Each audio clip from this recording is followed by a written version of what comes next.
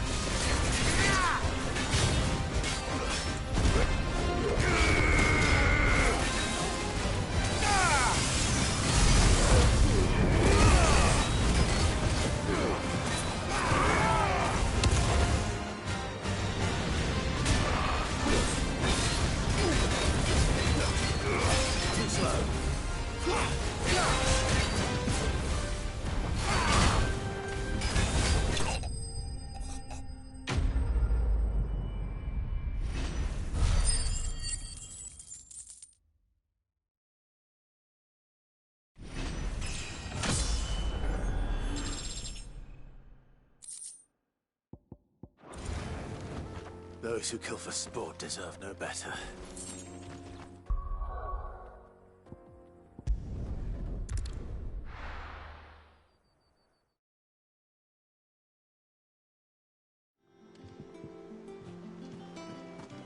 What became of Kupka?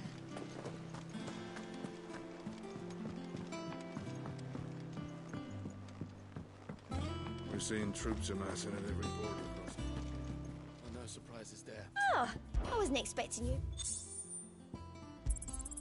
All yours. Best of luck out there, Cid.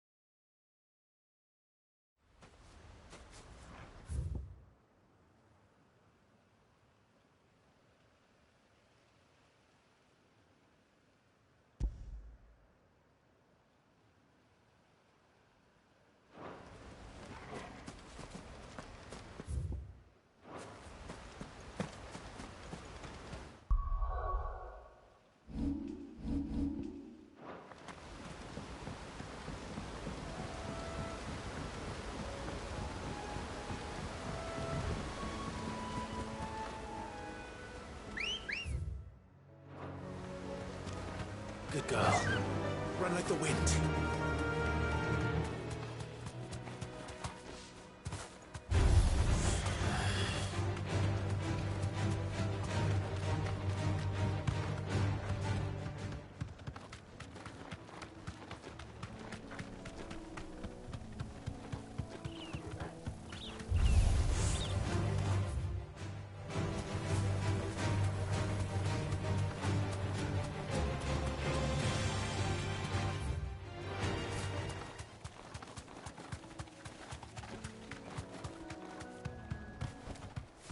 To the stables, girl.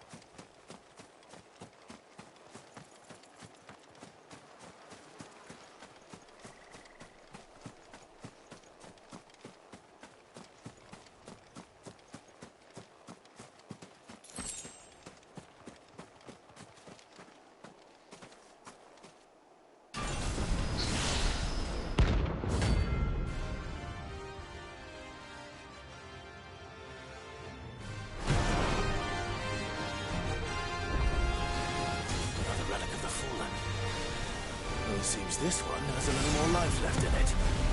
All right then.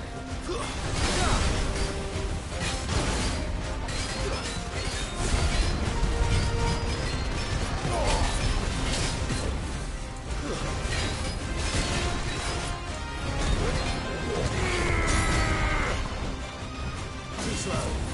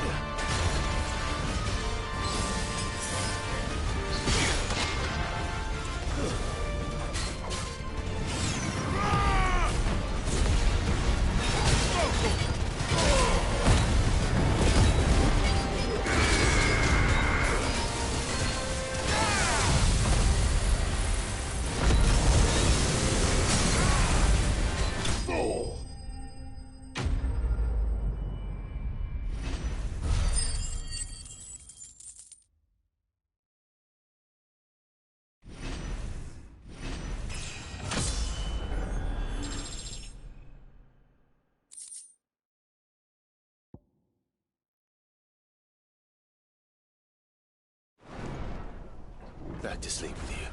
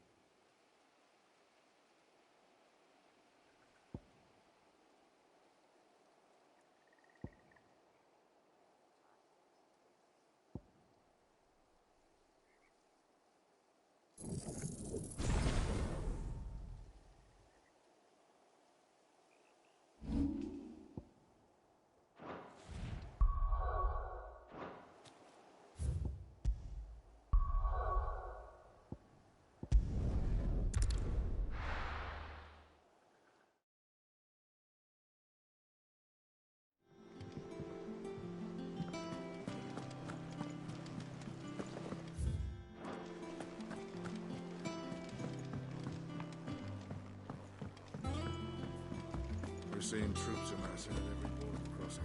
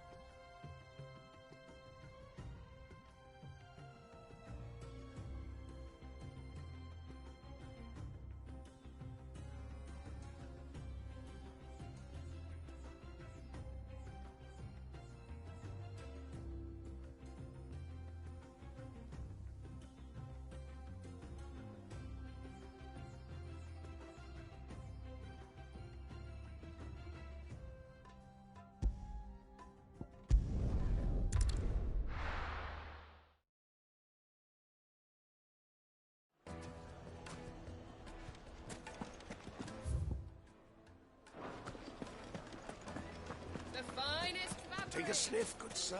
Kneaded to a silken softness. Oh, where did all the men have got that? Made from the stoutest stoneware.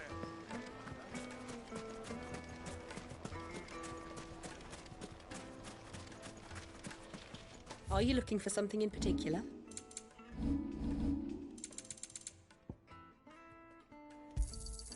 An excellent choice. Here you are. My thanks.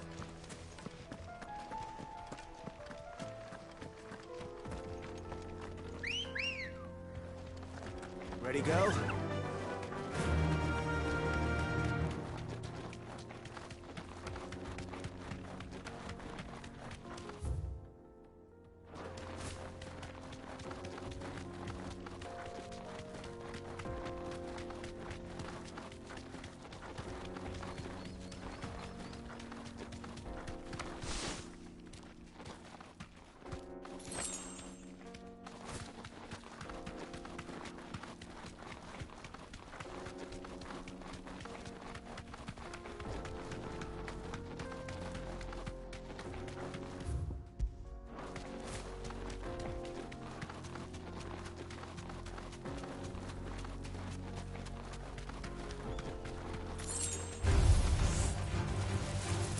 You deserve a rest.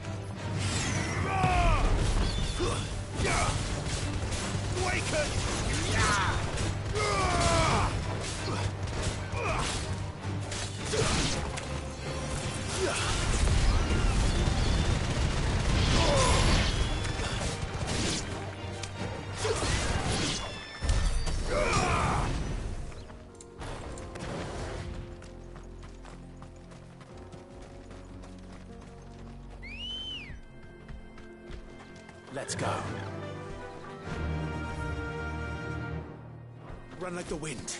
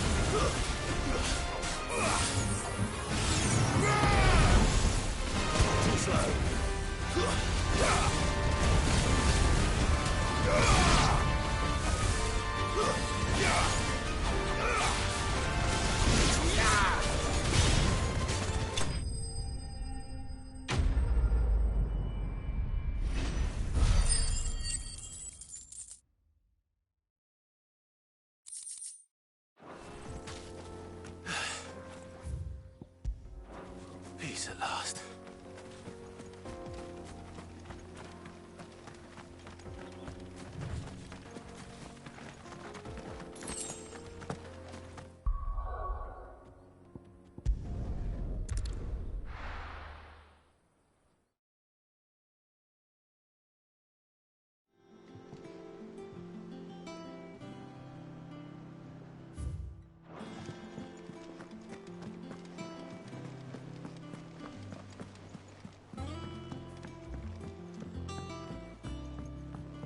We're seeing troops amassing at every border crossing.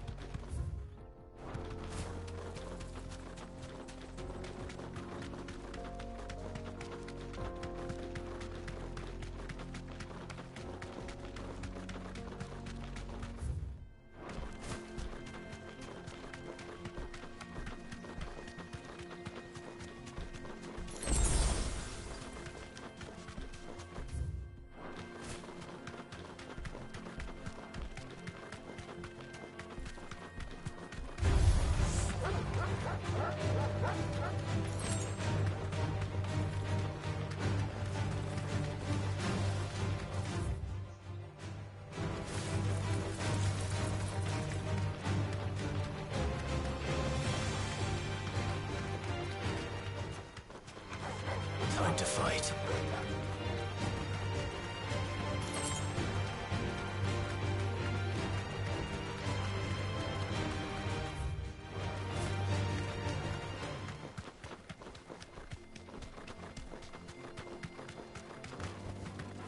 You deserve a rest.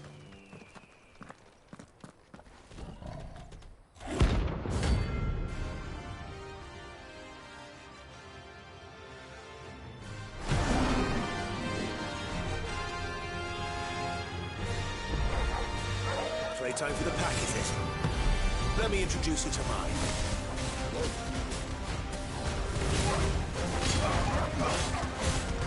Get off.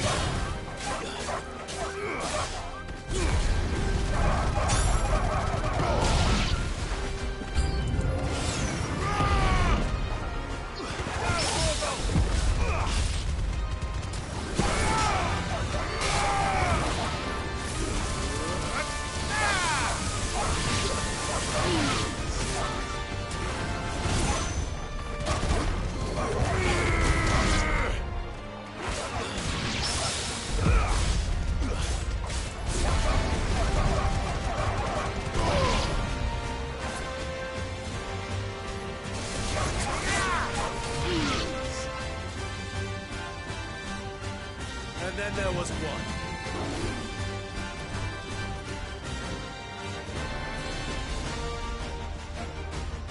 Fight on!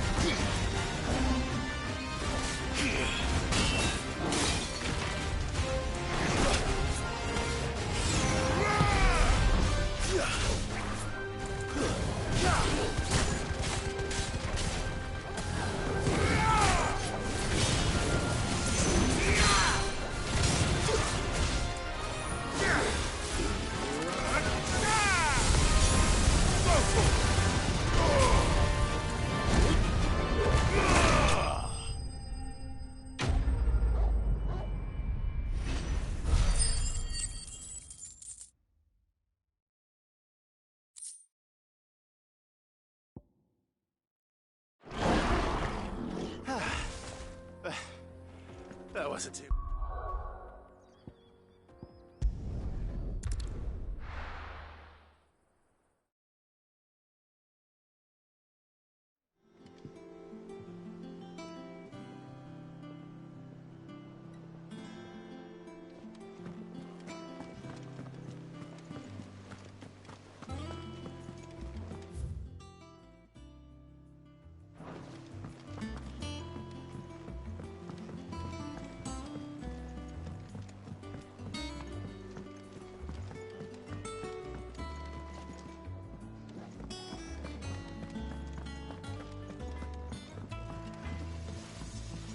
Back, are ya? What do you want?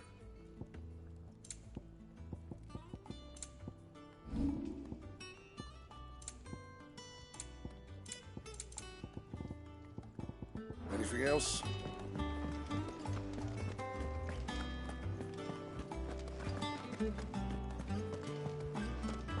If the state of our coffers is anything to go by.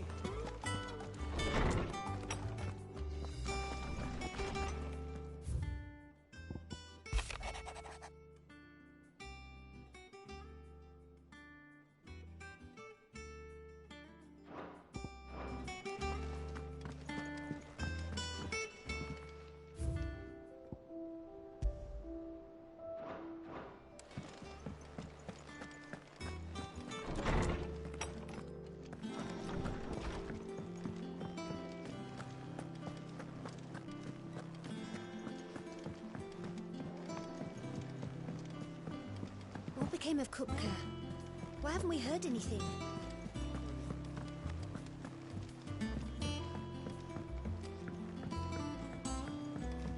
We're seeing troops amassing at every border across. Clive, you're back. I am. And with glad tidings for once. Hugo Kupka is no more. Well, I'll be. All of our comrades who lost their lives back at Cid's place be smiling down at you right now. We had a stolus from Lubor saying Drake's fang had fallen. I expect that was your doing as well, was it? It's a long story. One for the history books, I'll bet. Welcome home, Clive. It's good to be back. You look better. I feel it. Which means I'm coming on your next little adventure. You're not leaving me behind again. Wouldn't dream of it. Otto, any word on the Royalist movement since I've been away? Shouldn't you be putting your feet up? If you really want to know, go and have a word with Vivian. Thank you. I will.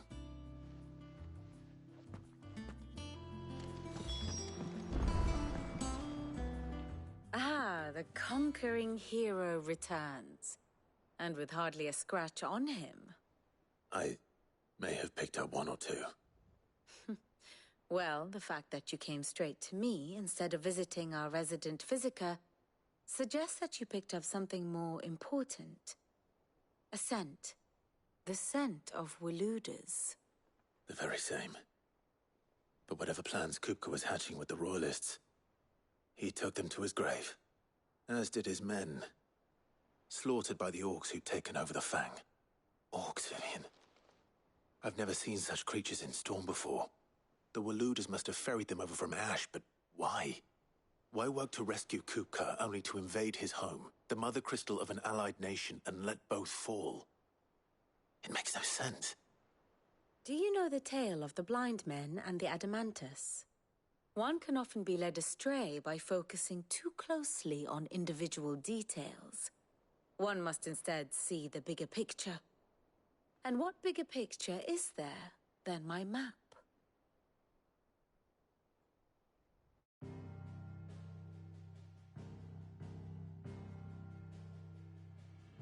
The Kingdom of Walud claims dominion over all of Ash. It is a nation forged by the bloody conquest of Barnabas Tharm, the dominant of Odin. The Canvarian War of Independence in 849. the Battle of the Twin Realms in 865, the Battle of Belinus Tor in 873. Wheresoever his armies fought, Odin was found where the fighting was fiercest. But of late, the warrior king appears to have laid his sword to rest. Battle rages for control of the crystalline dominion. Yet Tharm sends not a single ship in support of his Dhalmekian allies. Meanwhile, the Blight ravages great swathes of ash. Yet warlike Waloed shows not the faintest interest in laying claim to untouched lands. So why go to the trouble of sending an army of orcs into the heart of Drake's Fang, only to make no attempt to claim the Mother Crystal for Waloed? It can hardly be for lack of men. Tharm's armies rival any in the Twins. No. We have not seen the last of the Waloed Standard. Odin will ride again. It is but a question of when.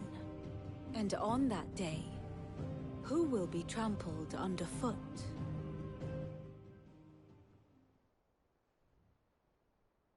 In summary, I know not to what end the Royalists betrayed Kupka. I know only that it is part of some broader scheme. A scheme tied to the ambitions of one man. King Barnabas. But there is no need to wallow in confusion. If one is to cure a sickness, one must first identify the symptoms.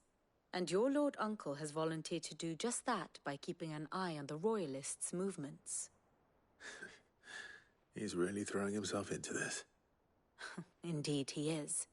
Which means all that remains for us to do is await his reports. Well, not quite all in your case. The people of the Hideaway must hear the news. Justice has been done. Hugo Kupka is dead. The wounds he left that night are still raw, especially for those who lived with Cid the longest. Tell them that those wounds might finally begin to heal. Consider it the price of today's instruction. I've never known you to be sentimental. What can I say? I am only human. And we are, all of us, sentimental animals at heart. I suppose we are. Very well. I'll go and spread the word.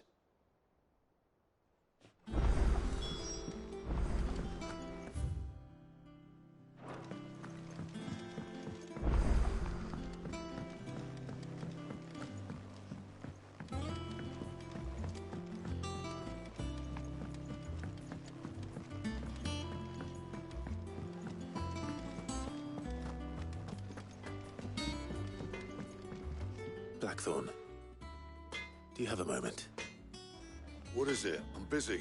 I wanted to tell you that Hugo Kupka is dead.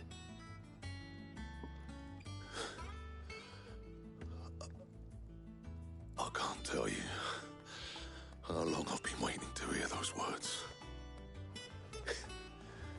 This is it then. A new beginning under a new Cid. I'll try to live up to the name.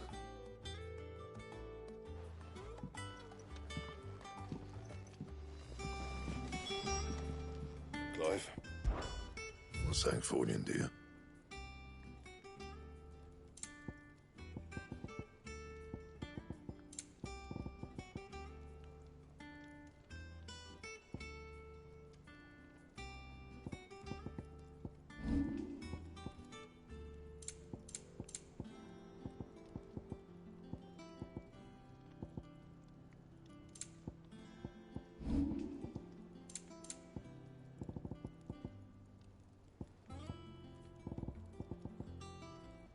And?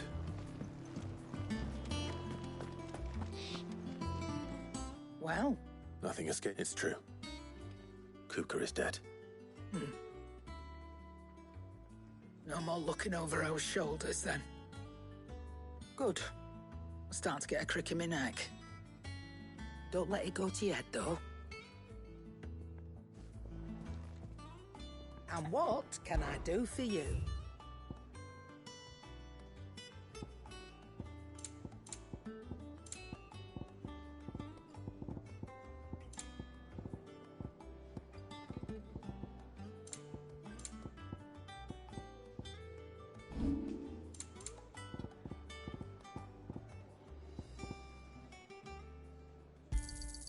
I'll be thankful you got that much.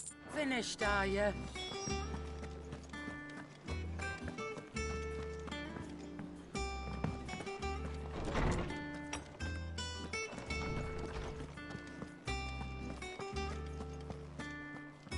Ah, Clive. Have you come seeking the gift of knowledge? No. To share mine, actually. Hugo Kupka is dead. Oh, my. Can it really be true? Look, he's crying. He is. The big baby. And with good reason, children. These are tears of joy. We must offer up a prayer to your parents that the heavens might weep with us. There shall be no lessons today, only thanksgiving and merrymaking. Go, put away your things. All right. Brilliant.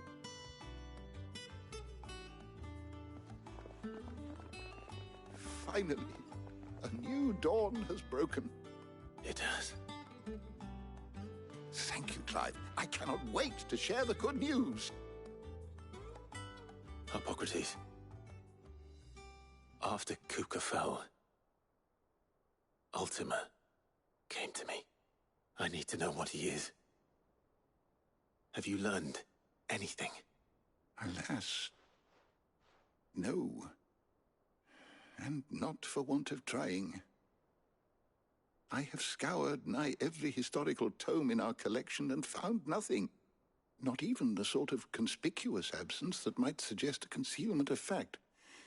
One is almost tempted to conclude that such a creature never existed. But I saw him. With my own eyes. I don't doubt that you did. Alas, it seems you are the only one who has. To others, he reveals naught. We see only that which he leaves in his wake, like some terrible force of nature beyond the ken of mortal man. A bringer of death. Whether the Ultima you met with was the being itself, or merely another projection of its power, I know not. But until I do, my investigations shall continue. Thank you. It means a lot. Right. Let's see if Otto has anything else for me.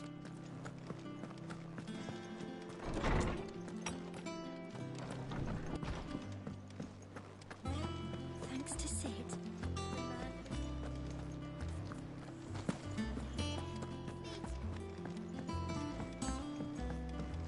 I'm telling you, it's true. I heard it from Otto's own lips.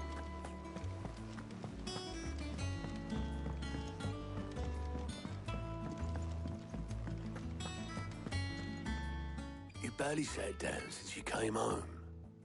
Vivian got you running errands or something? Just spreading the word.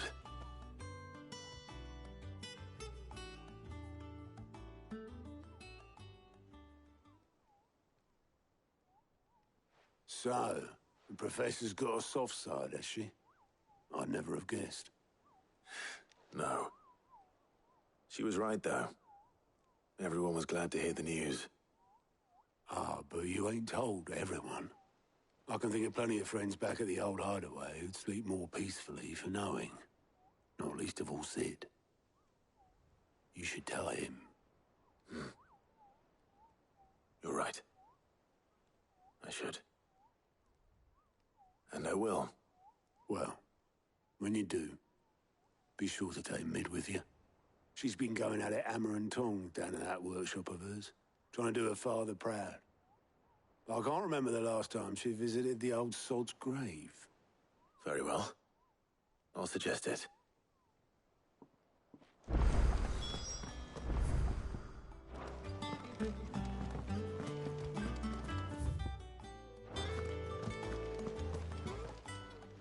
Clive!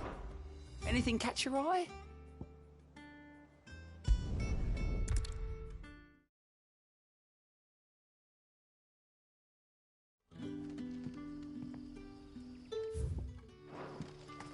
Good day to you.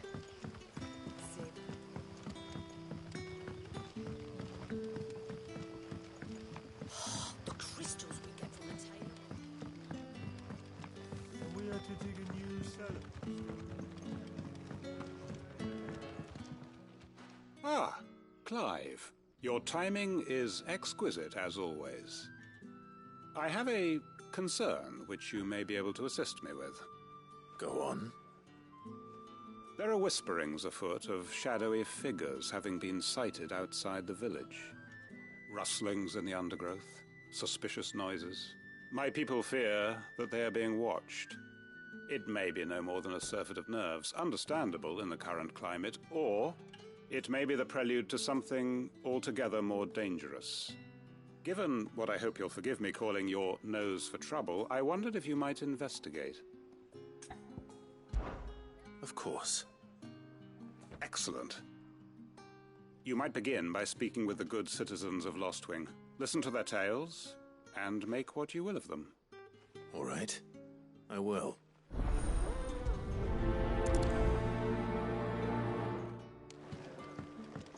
Right. Let's see what the people of the village have to say. I'd better find out if this is just nerves, or something we need to take more seriously.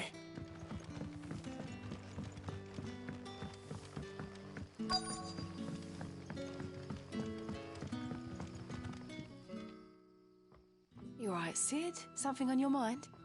There is actually. Can I ask you something? Quentin tells me people have mentioned shadowy figures out in the woods. Have you noticed anything unusual? Oh, that. No, sorry, can't help you. I heard the rumours, mind, from the lads working over at the vineyard, but none of them has seen anything either.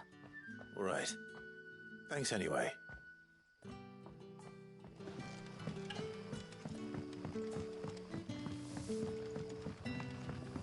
The crystals we get from the tailor all...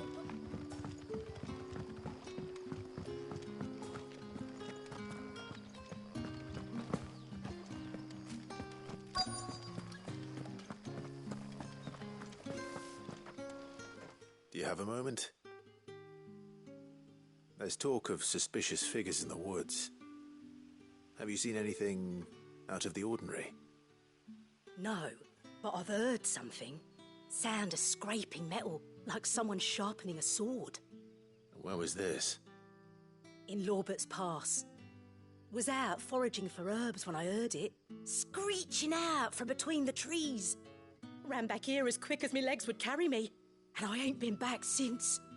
I see. I'll look into it. Thank you.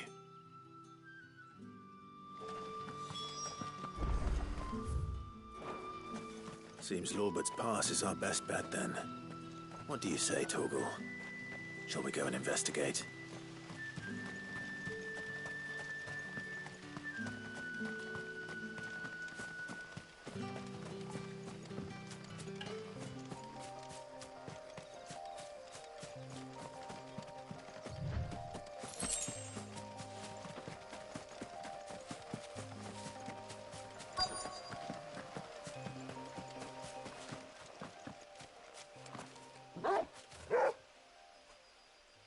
You there.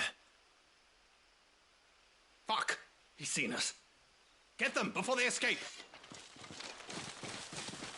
Black Shields. Here. What the hell are you doing here? What is it to you? Not that we give a damn. All that matters to us is that you don't leave here alive.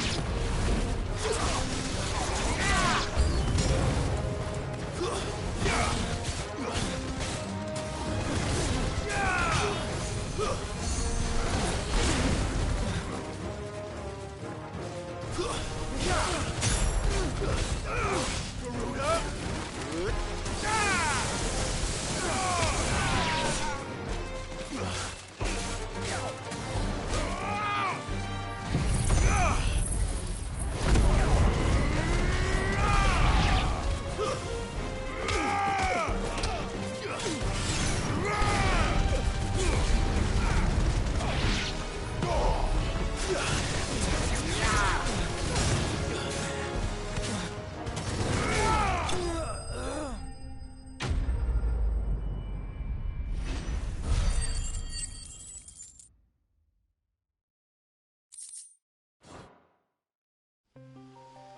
Why were they here?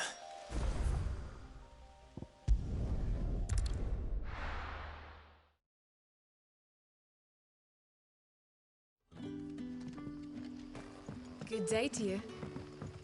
Cid.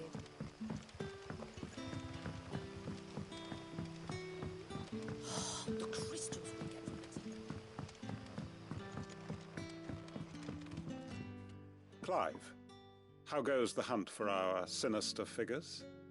I found some black shields hiding near Lorbert's Pass. They're gone now. Black Shields. The Empress's former bloodhounds, though they serve another master now. One who means to root out and destroy both me and those I care for. And it would appear the pack has finally caught the scent of its prey. Damn it all. I had hoped I would have more time than this. More time to prepare. But if we are cornered, we have no choice but to bite back. And bite back we shall. I'm sorry. You're going to need to explain. Who did the Black Shield serve now? And why would that person want you dead? Because I want him dead. Who? The former Lord Chief Justice of Sanbreque. All that I have built here is for him. I don't understand. Why him? Why Lostwing? I suppose it is better that you know the truth. I was a member of the judiciary once. So sickened was I by the injustice of this world, I swore to fight it. And fight it I did, in my own small way. I saw more than a few corrupt officials condemned to the very cells into which they had thrown blameless innocents. Men to whom the law was but a scourge to turn against the powerless. And throughout, it was the Lord Chief Justice who backed me, who was my one true ally in the quest to see justice done. So what changed? I discovered that he hunted bearers for sport. I was a fool to think he shared my hatred of venality and vice. His support for me was no more than a facade, a means of ridding himself of his rivals, a mask to hide the rot beneath. I filed suit against him immediately. His response, however, was rather more visceral. He had my entire family slaughtered, and he faced no punishment whatsoever. I lost everything. My loved ones, my livelihood, my position, the faith I had once held that any modicum of justice might be achieved through the courts. So I set about enacting my own. I tracked down every soul who served him, and slit their throats myself. But the man himself proved an altogether more difficult target. With money and power come protection, and so I saw that I would need an army of my own.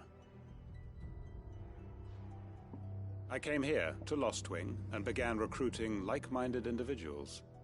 And everyone here knows this is why you do what you do. Of course. They too have lost loved ones to the bearer hunts. Seen faultless friends sent to the gallows to spare the guilty. All under the watchful eye of the Lord Chief Justice. Our wounds are the same. And our cause is the same. We are comrades. And our revenge is already in motion. We know where he hides, how numerous and well-trained his guard. What we did not know until now, however, was that his plans may already be in motion too. Quentin. Our time is short. He may move against us at any moment, unless we move against him first. My friends and comrades, it begins. Make ready for war.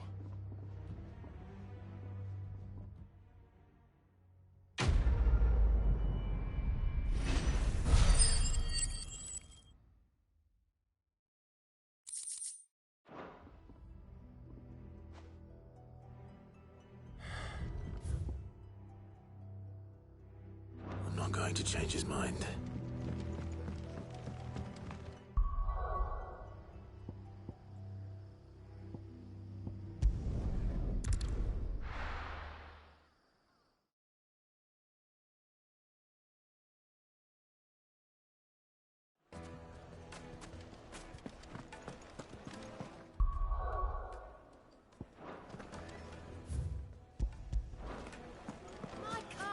the most fragrant herbs and spices. Gone, just like that. And without so much as a by your leave. What's the matter? It's my apprentice. He up and vanished while my back was turned. I'd go and look for him myself, but I've got a bakery to run. A bakery that's now short one pair of hands. Loath though I am to rely on the kindness of strangers, I'm at a loss. Please, will you see if you can find him? I'll see what I can do. Do you know where he might have gone? I wouldn't be surprised if he was off somewhere mooning at Drake's Fang. He used to work there, you see. Poor fool left his heart in its hollow. All right. Then that's where I'll start.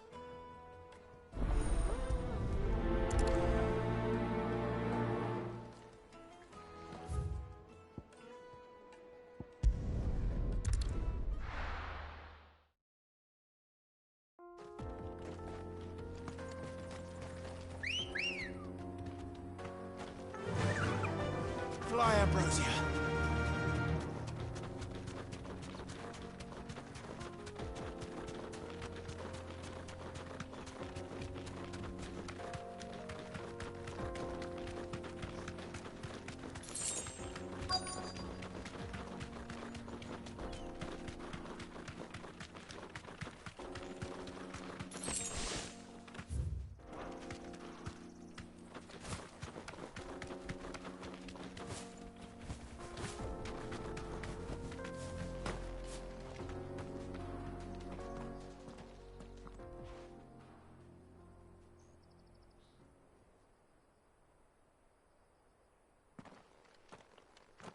Excuse me. What do you want? The baker sent me to find you. I am a sorry, selfish sod, aren't I? Certainly not a baker. Master must have ruled the day he took me in. Time was the sight of the Fang used to calm my nerves. But now look at her. I take it you missed the Mother Crystal. I hated her, but she was all I knew. Worked her mines for years. And when she shattered, part of me shattered with her. I had to trade my pickaxe for a rolling pin, but I'm no good at baking. Every loaf I touch collapses. My bread's as hollow as I am. She was the only thing that could fill the hole inside me. Oh, I loved her, damn it. But now she's gone. She's never coming back. What am I supposed to do? I ask her. How does a shell of a man learn to live again?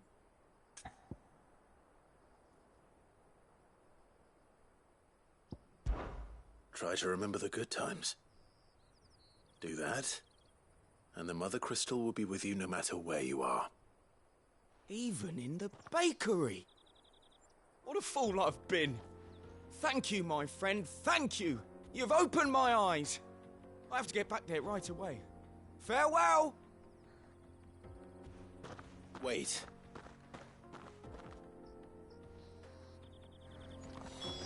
Suppose you won't be needing an escort then.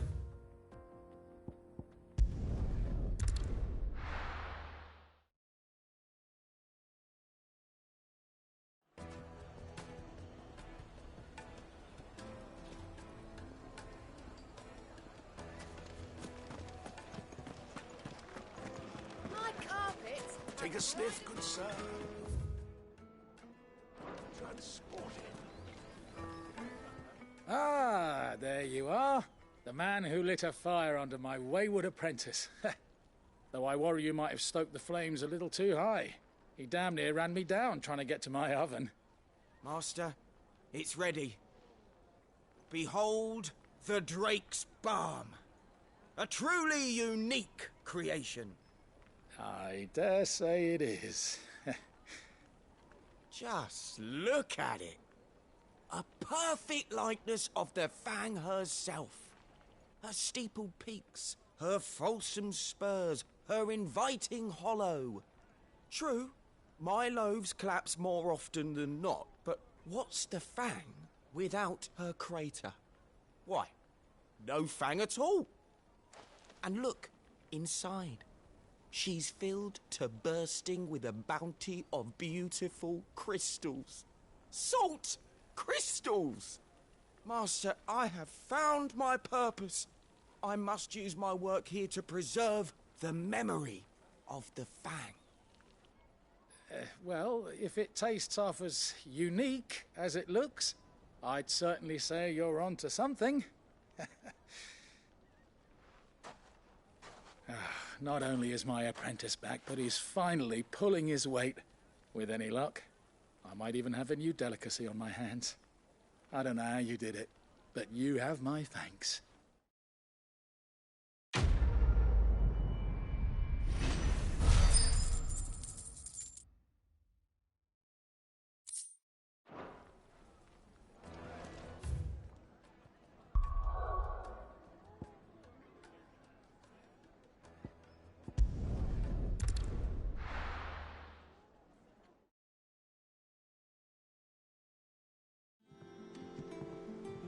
I'm telling you, it's true.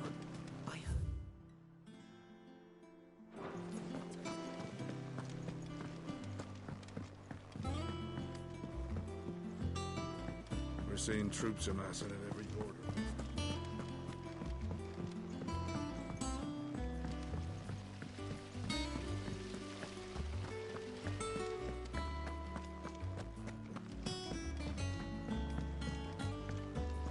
I think Mid might need some help.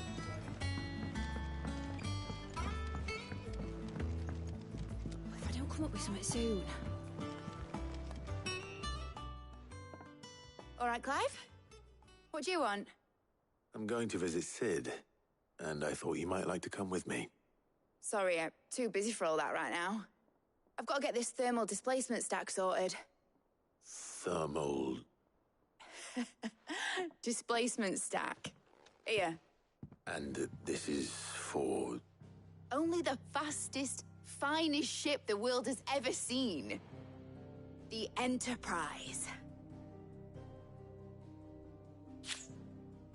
Me and my dad designed it together. Where other vessels rely on the fickle winds to drive them through the water, ours is fitted with mithril engines. And those things have got more push than a behemoth in a bad mood, and more heat than all the hells put together. Which is where the stack comes in. I may have already talked some tight-lipped shipwrights into putting the hull together for me in a little dockyard in Canva. But the stack's a bit more involved, so I'm building it here. Thing is, it's so involved that I'm running behind and it's starting to hold things up over at the shipyard. I'll come and see my dad, though, when I'm done. Whenever that is. Is there anything I can do to help? Good old Clive. I were hoping you'd say that. First things first, I need some parts meching. The sack will be made up of 3 major components. There's the plating, here, that channels hot vapors away from the engine. The helm over the top, that disperses all that heat into the air. And the shielding around the sides. That stops the rest of the ship from going up in flames. A full suit of armor, then. Probably best to take it one piece at a time. Then you'll need to start with the plating. Everything else fits onto it.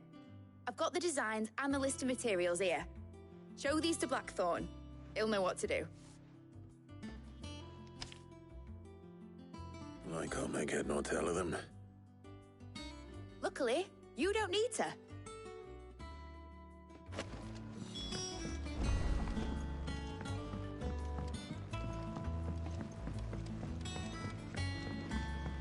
Editors started reading books that don't have any pictures in.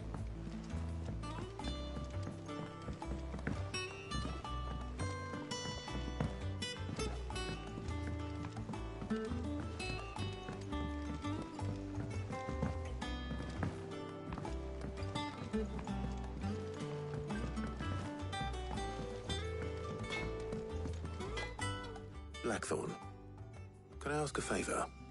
Hell with it. It's for Mid. This my last chance to say I'm otherwise engaged. I'd spare myself the arseache. Go on then. What is it this time? She said you would know. Here.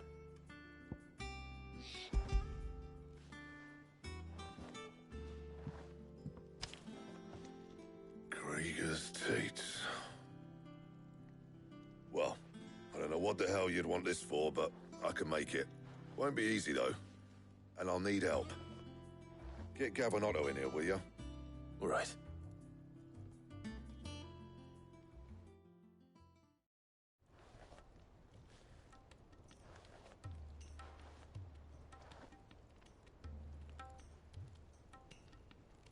So Mid's roped us all in here again, has she? Typical.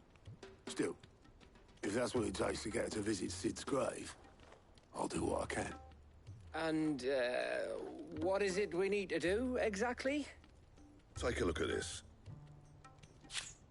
It's this plating. The usual sword-grade steel won't work. We need something that can get very hot, very fast, and still keep its shape. That means an alloy. Something that won't break or buckle at the temperatures she's talking about. Which is where you lot come in. I need materials, and I've got my work cut out already. You'll have to fetch them.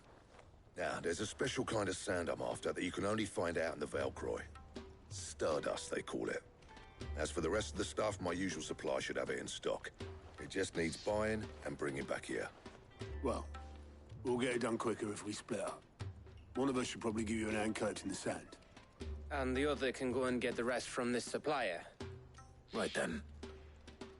Well, make your minds up who's going where, we can get this over with.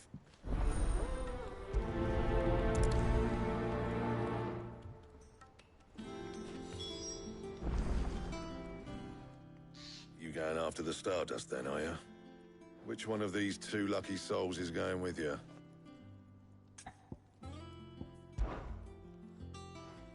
Gav, you're with me. All right, then. So, where do we find this Stardust stuff? There's a river that runs through the southern reaches of the Velcroy. It's the black sand that washes up on its banks that you're after. Southern reaches of the Velcroy, eh? That's down past Dalamil. I'll go and scout the place out. See about hiring us a wagon to bring the stuff back to. All right. I'll meet you by the river. While you're off having a paddle, I'll pick up the rest of the stuff from Blackthorn's supplier. Take care. You two, eh? Don't go letting him fleece ya. Fleece me? I'd like to see him try. In your own time.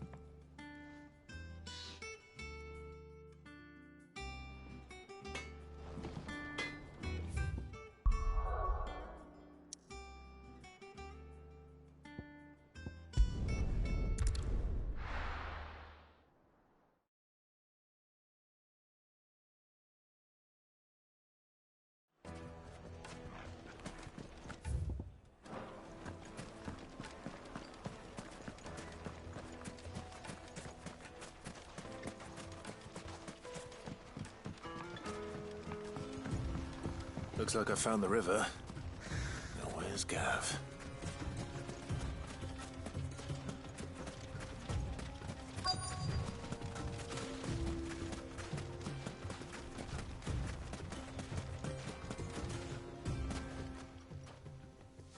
Sorry to keep you, Gav. Better late than never. I've had a quick scout about, and I reckon round here's our best bet if we want to grab as much of this Stardust stuff as we can. Don't know what Blackthorn's planning to do with it, though. I asked over in Dalamil, and they seem to think it was worthless. But if Stardust is what Blackthorn wants, Stardust is what he'll get.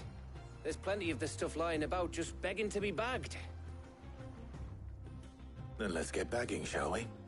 We shall. Race ya.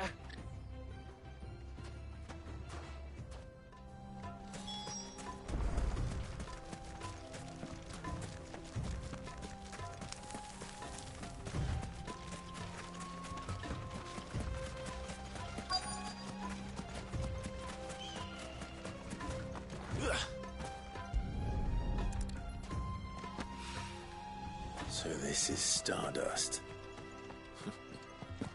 It just looks like black sand to me.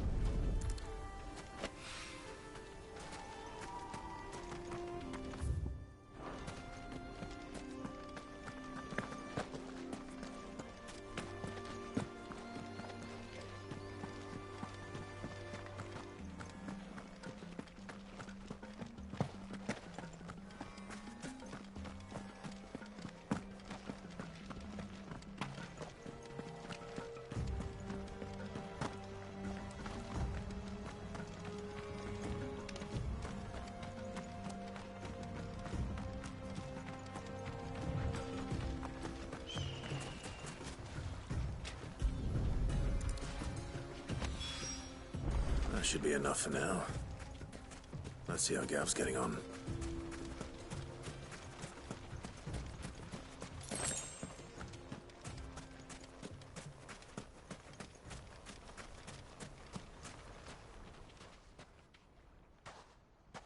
You finished? How much did you get? Enough. I hope.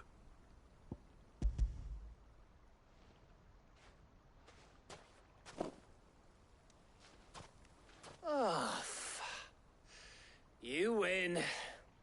That might even be enough for old Blackthorn. Hey, before we go, do you mind if we have a chat?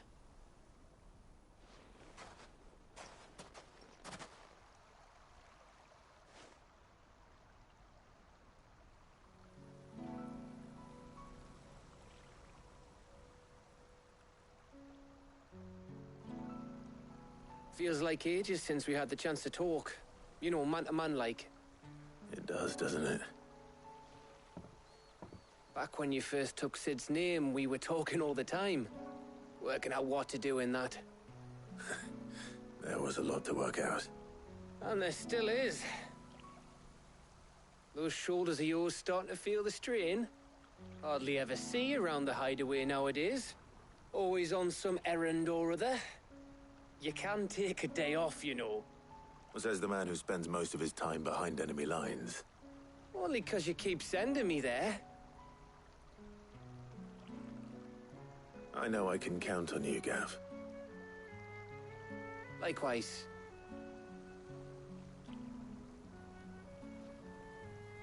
So you keep sending me wherever you need to, and I'll keep going. Safe in the knowledge that I have a home to come back to. Thanks to you.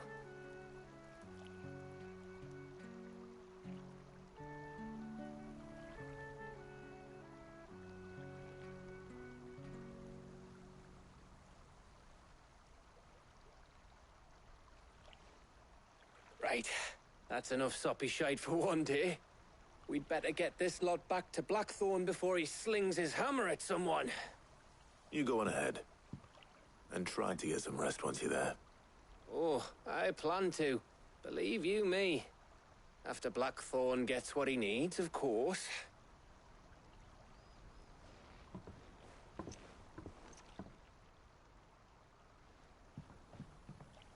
Right.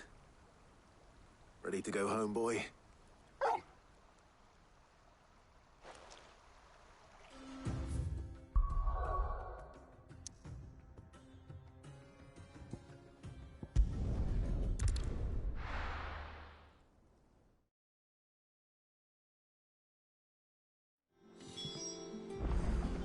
Let's hope this is all Blackthorn needs.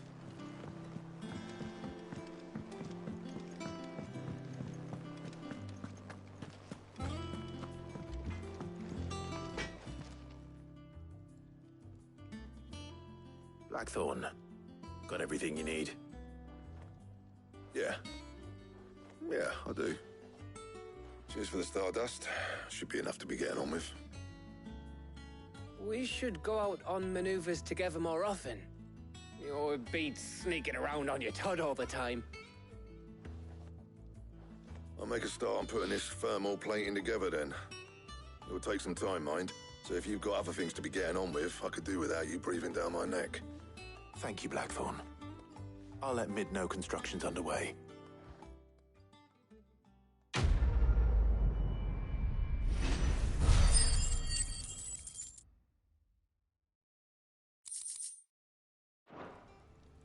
Suppose we'd better be getting back to work too.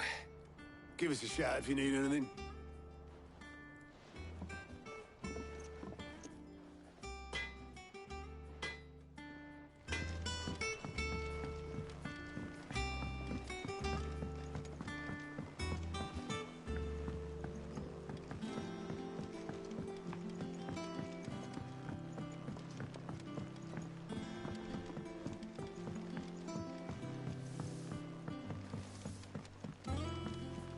Editors started reading books that don't have any pictures in.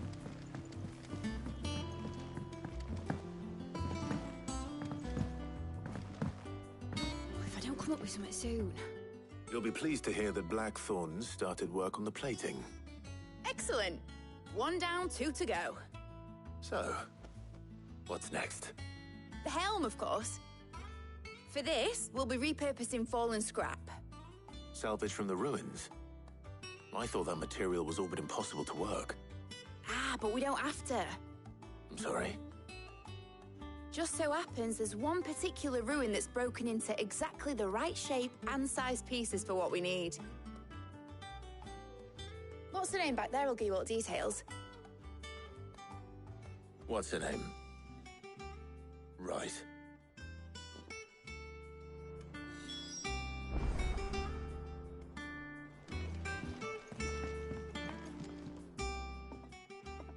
Oh, Cid, is this about the helm? Yes. Mid said I should speak with you. I'll show you the plans then. Here you see the mithril engine, in which mithril is burned to generate heat. That heat is then harnessed to produce motive force. Excess heat is dealt with by means of the thermal displacement stack, which disperses it into the surrounding air. Now, were we to rely on thermal plating alone to achieve this effect, the rate of excess heat buildup would far exceed the displacement coefficient of the plating. In other words, the reactor would overheat and eventually explode. This is where the helm comes in. It connects to the plating, you see, and serves as a sort of thermal sink to absorb all that excess energy. Our experiments have shown that fallen ceramics are remarkably thermophilic. They can withstand and absorb levels of heat far above anything we are able to make today. And not only that, they're also waterproof and immune to rust, making them the perfect material for our protective hood. Why, if sea or rainwater were to enter the reactor proper, it would vaporize instantly. The forces produced would tear the ship from stern to... You can stop there. I understand. Mid said we might be able to use parts of a fallen ruin. Where would I find it? Ah, yes. It's in Lorbert's Pass, near Lostwing. The thing is, well, I probably should have arranged to have the pieces we need brought here sooner. You see, a certain unwanted visitor has taken up residence there. It's no longer a matter of just walking in and taking them. It's, going to be considerably more dangerous than that. I see. Then I suppose I'd better deal with this unwanted visitor for you. Would that help? Oh, very much. Thank you, Cid. I'll gather my team and head there right away. We'll meet you outside the ruins.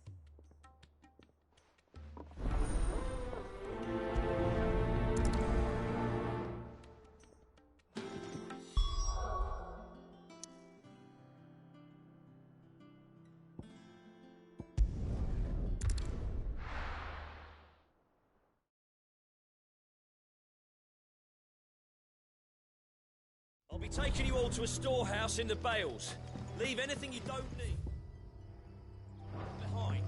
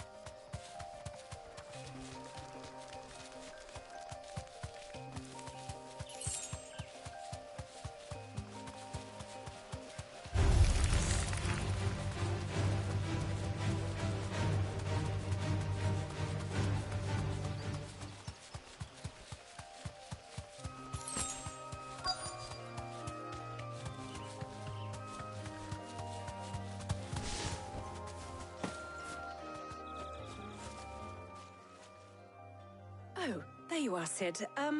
Thanks so much for coming. The, ruins are just over there, as is the creature I told you about, I'd imagine. Would you mind? Of course. I'll be right back.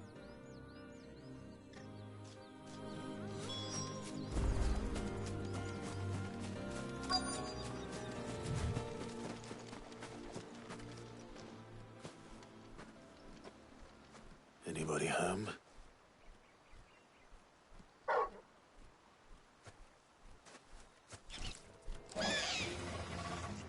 This must be our unwanted visitor. Time to go.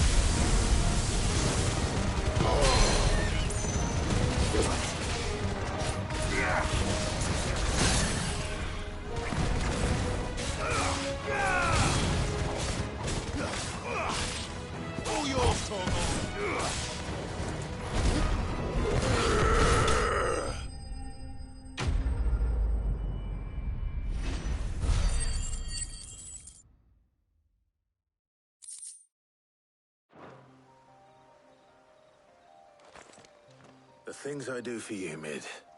Cid! Oh, thank goodness you're safe. You shouldn't have any trouble now. Indeed. Well, don't let us keep you. We'll, see that everything is transported safely back to the hideaway. All right. I'll let Mid know you're on your way.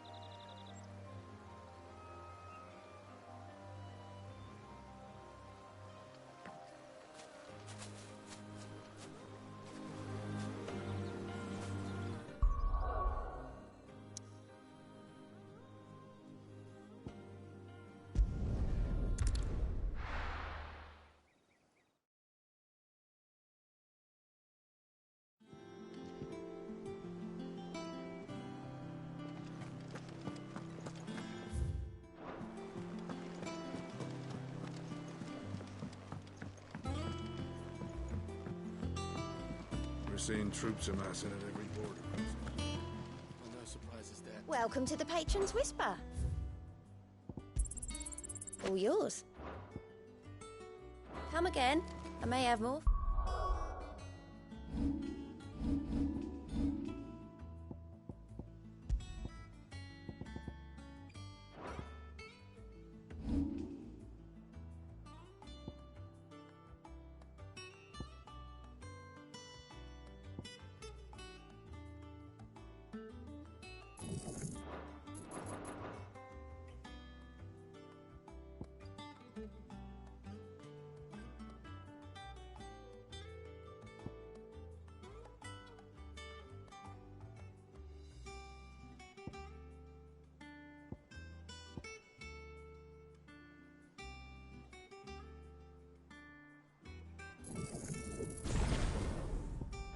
Oh, yeah.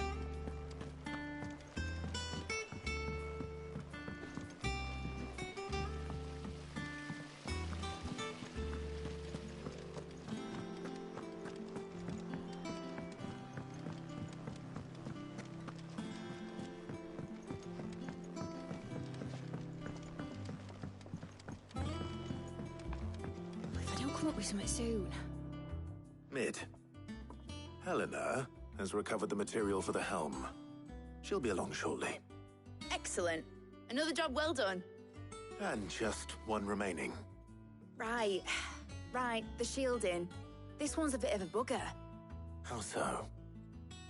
The plating's enough to stop the engines going pop, but those things will still be spitting out enough fire to set the rest of the ship ablaze. Which is why you need proper shielding.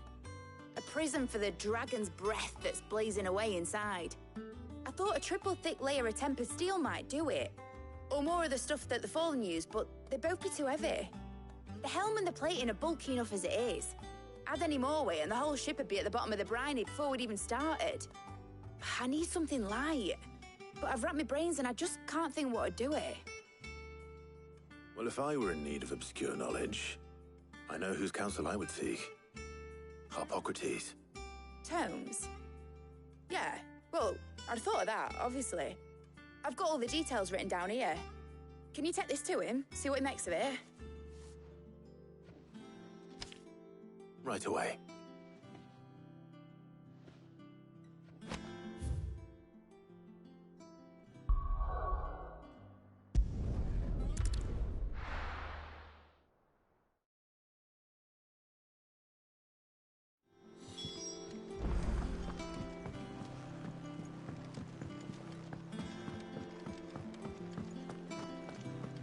Ugh, I'm never drinking.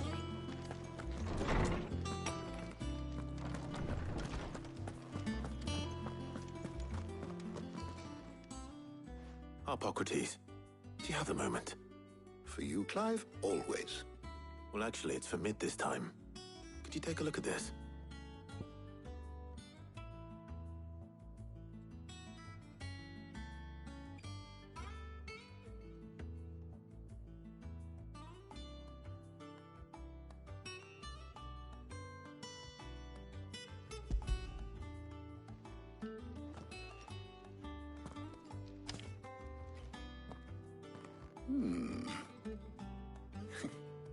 Shielding for a mithril engine.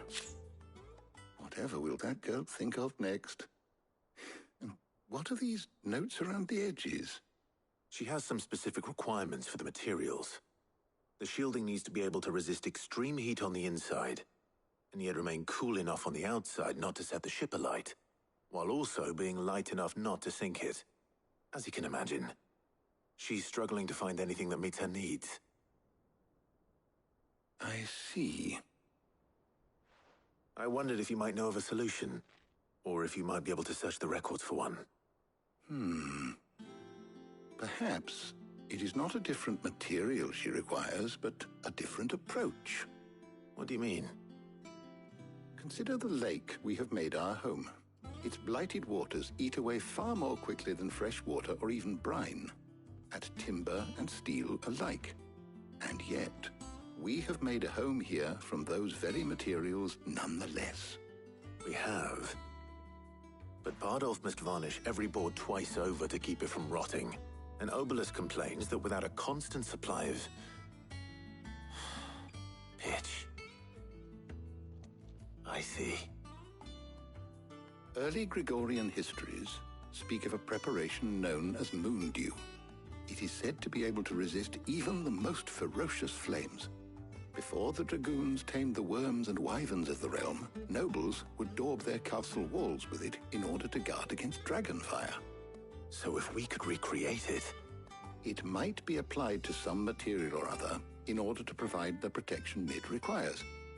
As to how best to apply it and to what material, perhaps Bardolph and Obelisk might be of assistance. I shall speak to them and see what wisdom they might have to offer. If you would be so kind as to procure the necessary ingredients, I shall discuss the specifics of how it might be most effectively put to use with our two friends. The knowledge of the past may yet prove useful to we of the modern era. Thank you, Harpocrates. And since you're asking others to help you, perhaps I should too.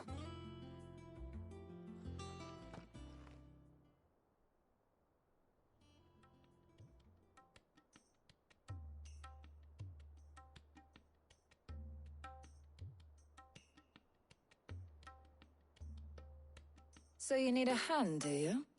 We do. I'll be heading to market for the ingredients we need. I could do with some help. And some company, too. The other can assist me in researching how best to prepare the shielding itself. Can we count on your aid? Always. Well, if Jill's game. Thank you. I am sure either of these fine young minds would prove indispensable in my research. I leave the decision as to who will go with whom in your capable hands, Clive.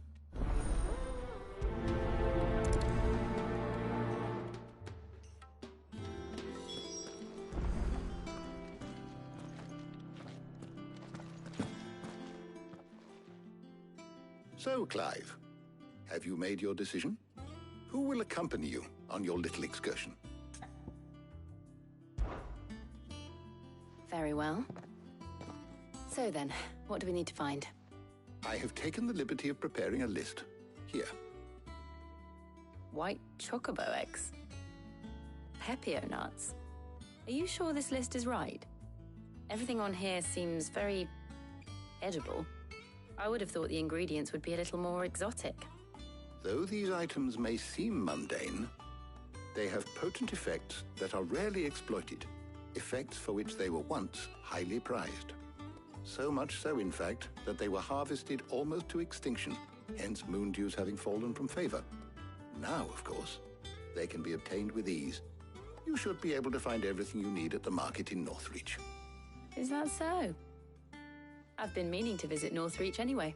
I'll set out now. Join me there when you're ready. I will.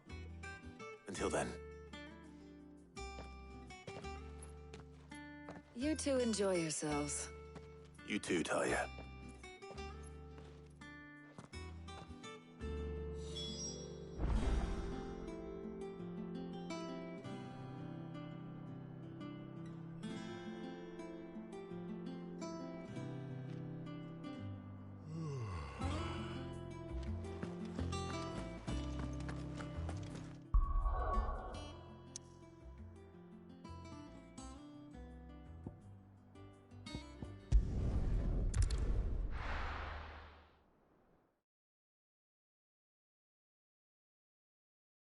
Now, where's Jill? There's two at the glass gate. Keep them pilgers nice and chilled. I won't have Are those Pepio nuts? How goes the hunt for ingredients? I've only just started. I'm sure everything we need is somewhere amongst all these stalls, though. Why don't we split up and see? We'll take a couple of ingredients each. All right. What am I looking for? How about you look for the Pepio nuts and some garlic? I'll find the other things we need. We can meet by the gate when we're finished.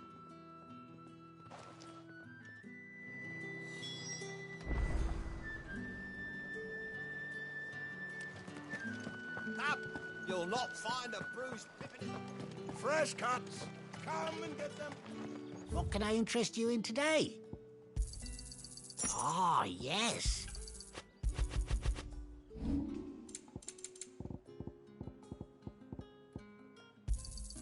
Yeah, that'll fetch a good price. Here's what we agreed on. How the hell is anyone supposed to... What do you want? Go on. Take it. That's everything. Let's see how Jill's getting on.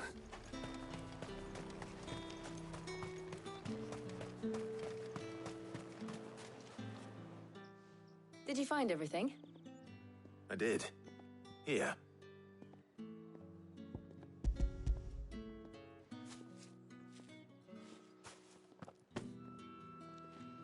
Garlic and Pepio nuts. Perfect. Now all that remains is for Harpocrates to somehow turn all this into what Mid needs to keep her engine cool.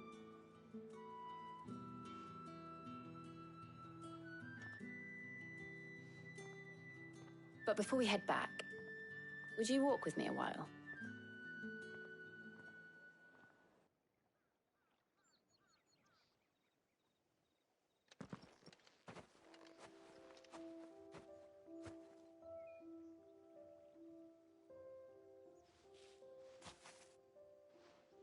Thank you for asking me to help you today.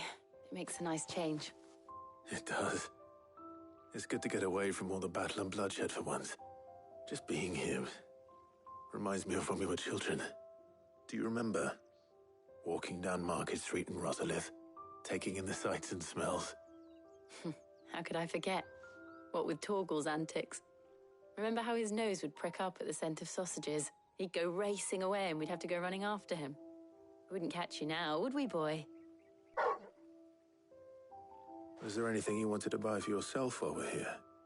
There was, yes. Well, sort of. Molly in the kitchens told me about a place that sells particularly good pies. Thought you might like to share one with me. I would. Thank you. And I saw some bread.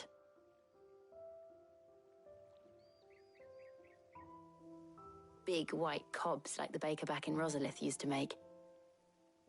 What do you think? I thought we might get some soup to dip it in. But then I tried a slice of the butcher's dry-cured ham and it was just... oh! You all right? Sorry. It's just... you're right. I really do feel like a child again being here with you.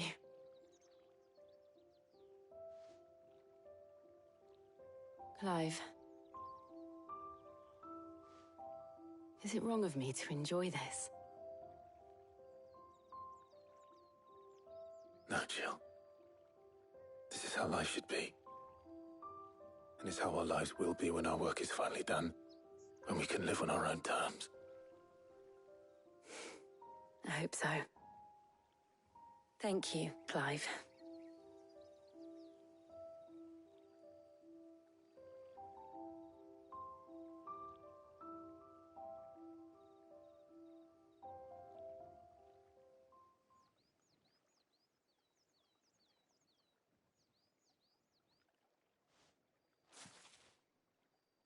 Well, I suppose we better be getting back. I need to give these ingredients to Harpocrates and Tarja. I'll see you at the hideaway. Take care. I will. You too.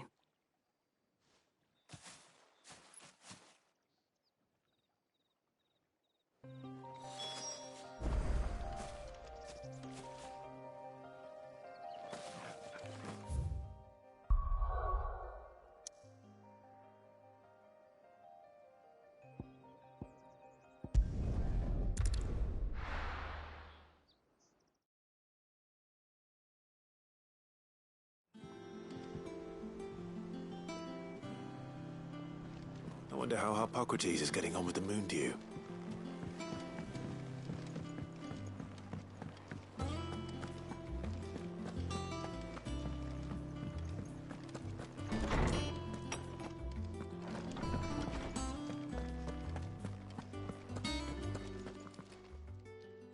How's work on the shielding progressing, Harpocrates? Well, very well indeed. And thanks in no small part to your kind assistance. I was just explaining to Tarja how we might best go about preparing the moon dew. And now that we have all the ingredients, we may begin. You can count on me. I've mixed more than a few mysterious concoctions in my time. I'm sure you have. What about the shielding itself? Work is underway, under the watchful eyes of Bardolph and Obolus. Apparently, it'll be ready soon. Thank you. All of you. Right then. Jill, would you join me in the infirmary? Many hands make light work and all that. Of course.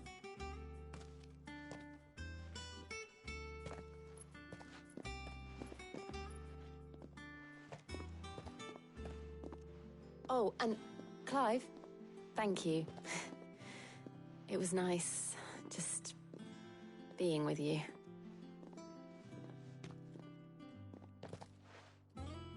It appears our work here is almost at an end. A shame. I was enjoying playing the man of action for once. When both the shielding and the moon dew are ready, it will merely be a matter of applying the one to the other. Followed by a rigorous process of testing and retesting, of course. Perhaps someone ought to warn young Mid of that. Leave it to me. Thank you, Harpocrates.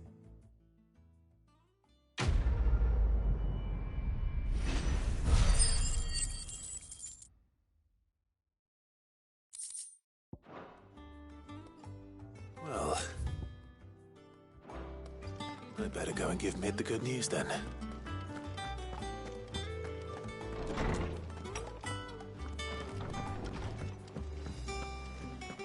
Thanks to Cid.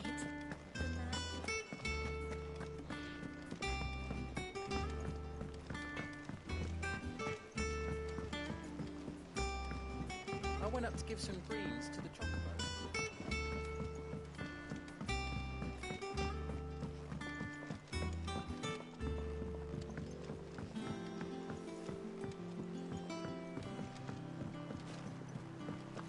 Editors started reading books that don't have any pictures in.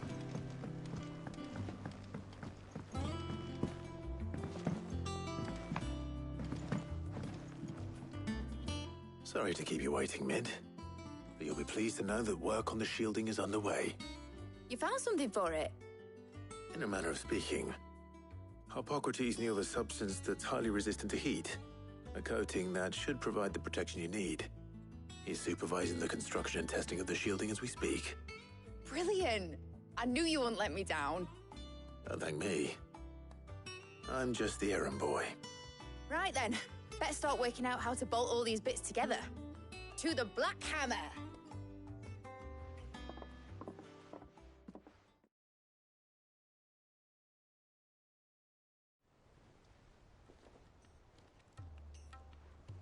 You know, when I got into the smithing game, I thought I'd be making swords and shields, not thermal bleeding didgeridoo-dahs.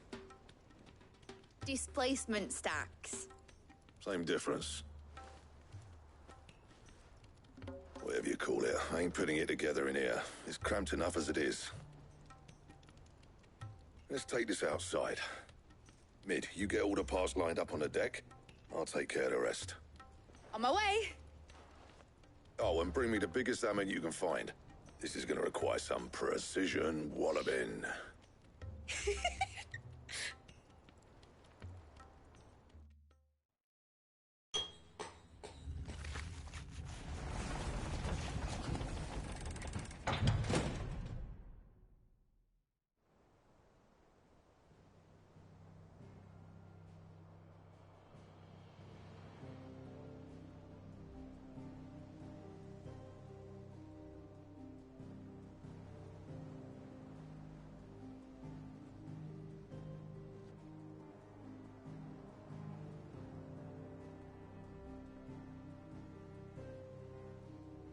It's finished! It's finally finished! Thank fuck for that. I'll be feeling my hammer arm for weeks. Thank you, Clive, Blackthorn, everyone. That's one down and just 3 more to go. I'm sorry. Oh, didn't I tell you? The Enterprise has 4 mithril engines, and we'll be needing a displacement stack for each. You don't mean... Don't worry. Now they've got a finished one to work off, my gang in Canva can build the rest. Good luck to them, I say. Right, I'm off to get a sling for this elbow. Any other work comes in, keep it to yourselves, eh?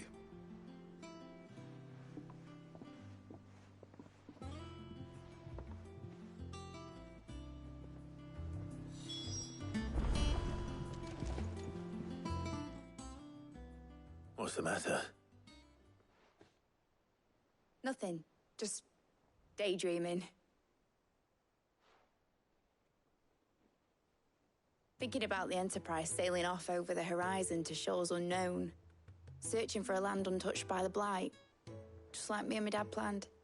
So if the worst came to the worst and every scrap of soil in the Twins turned black, we might still have a chance.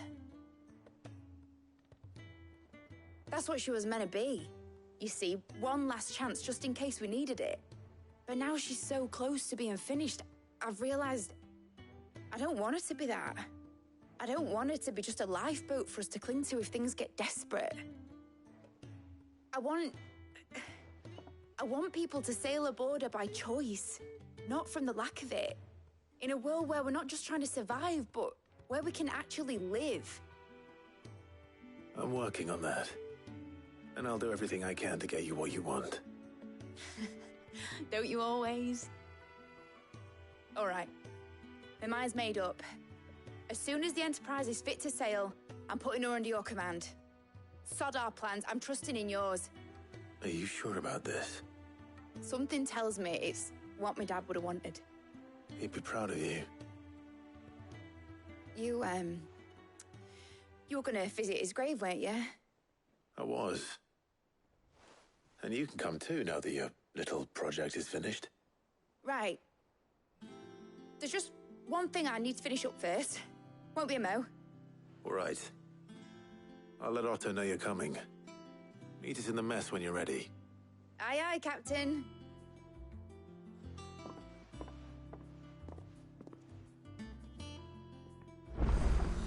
Mid told me she was...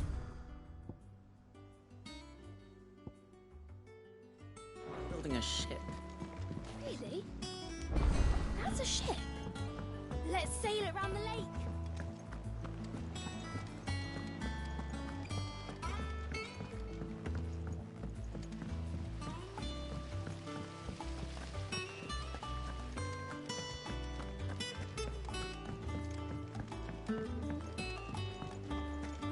I think Mid might need some help.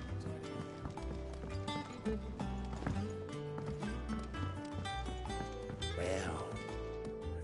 Here, Cid. Reckon you might be just the man to help me out of a bit of bother, if you've a mind to. Let's hear it. Well, it's about this alembic the chief's got me making. Lovely bit of kit it is. Bung in a solution you want splitting, and it will separate it out, just like that. Problem is, it won't always get rid of all the impurities. And with some of the stuff we need it for, that ain't good enough. Which is why I've been looking for something to filter the liquid we'll be cooking off. And that's where I was hoping you could help me out. I imagine Ty could get some use out of this alembic too. Distilling medicines and the like. All right. Why not? Proper job! So what exactly do you need for this filter? Nothing but bomb ash'll do, says the chief. Gave me a sample she'd obtained from the university stores. Couldn't believe my eyes. You pour the blackest blight water through it, and it comes out clear as a mountain stream. So, I did a bit of reading about where I might be able to get hold of some. And do you know what I found out? It's only the blimmin' bones of a bomb king. They leave them behind when they die, see? I take it that's where I come in. If you wouldn't mind. I saw a billet on the hunt board for one just the other day. Would have gone myself, but, well, fighting dirty great balls of flame isn't exactly my forte. You, on the other hand... All right. I'll see what I can do. Thank you kindly. And a good hunting, eh?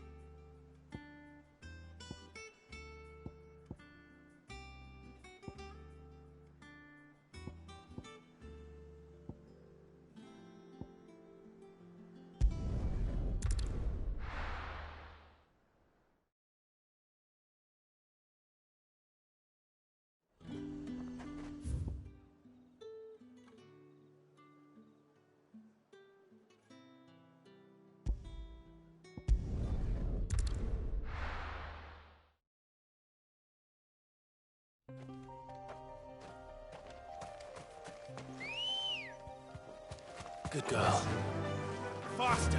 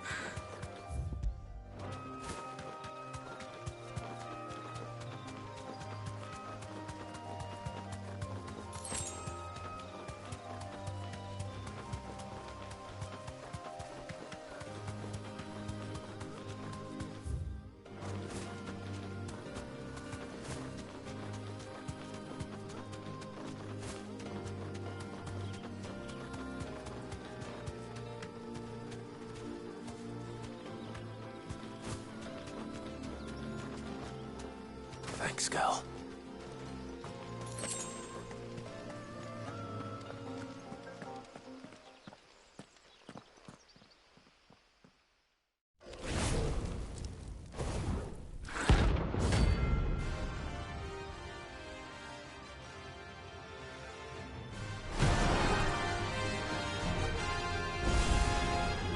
What we have here. Greetings, Your Majesty.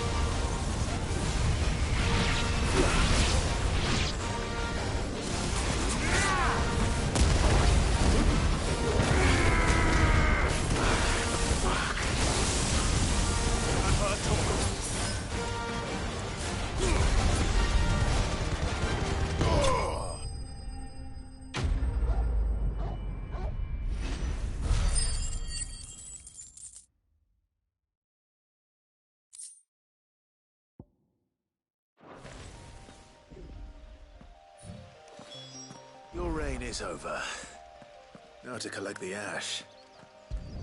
I should... This looks like the stuff. Let's see if there's any more.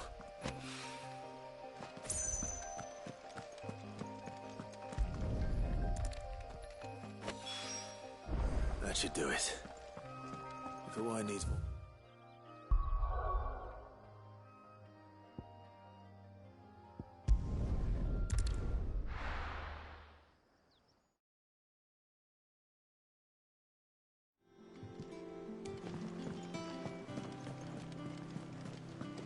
Is that the thing Tomes helped?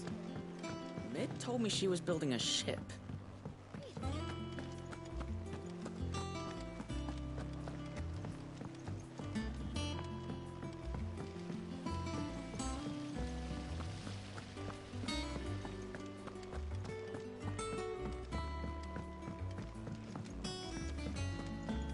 Think Mid might need some help.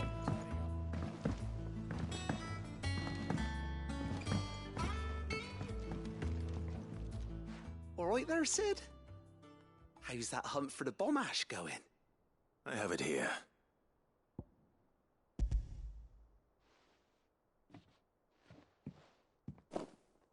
That's the stuff! And plenty of it, too. Enough to keep the Alembic bubbling away for a good old while. You're a gent, Cid. Let nothing say otherwise. Right then, let's get this contraption up and running.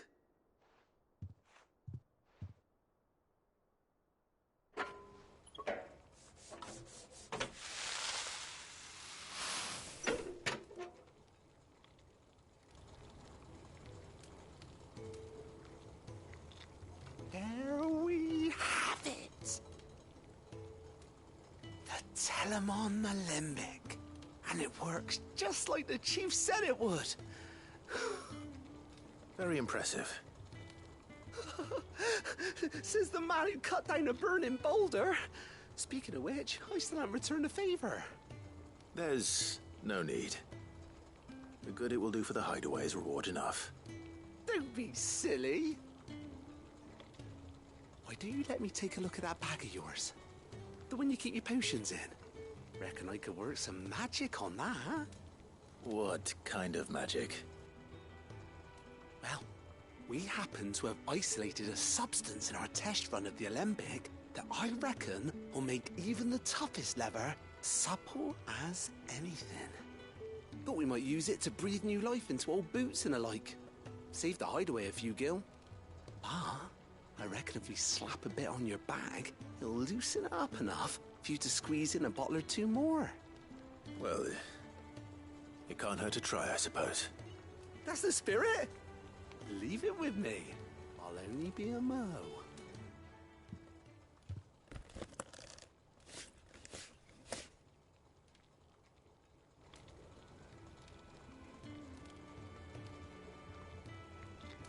Well, what do you reckon? It certainly feels more flexible. Right? Told you. Thank you. I think. No. Thank you for supporting Mid and the rest of us in our endeavors. Without you, we'd never have been able to discover wonders like that stuff I rubbed on your bag. And I'm telling you, there's plenty more where that came from.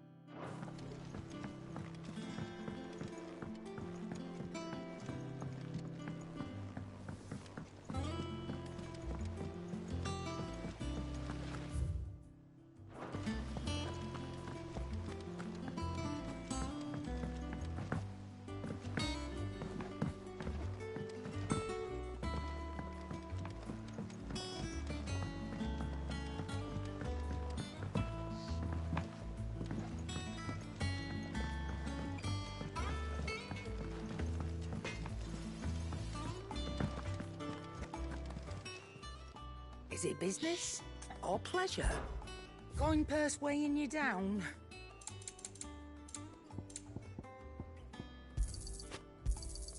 It'd better all be here.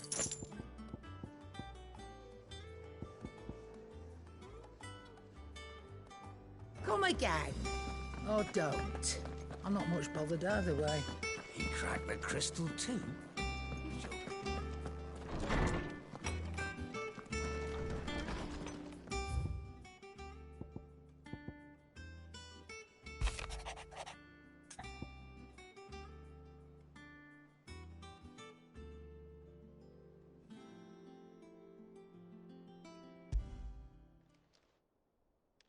Hopefully it's nothing. But I should speak to Blackthorn just in case.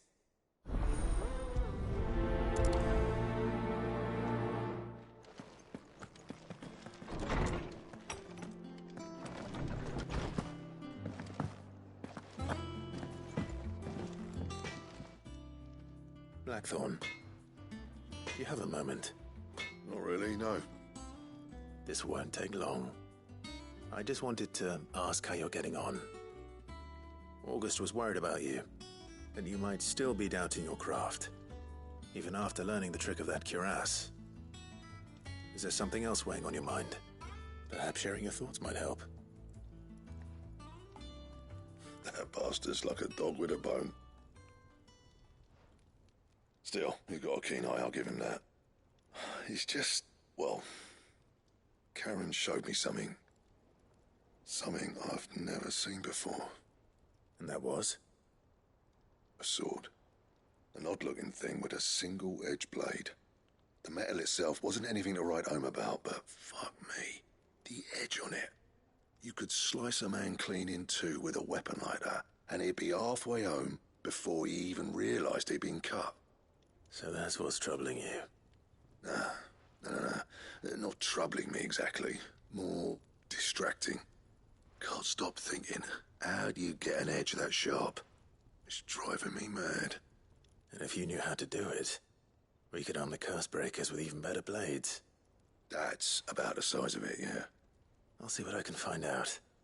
Sharper swords are always welcome. And we can't have our master blacksmith being distracted. You're a soft touch, you know that. But I can't say I'm not grateful for it. Good luck, eh? Thank you. Let's see what Karen knows about this sword.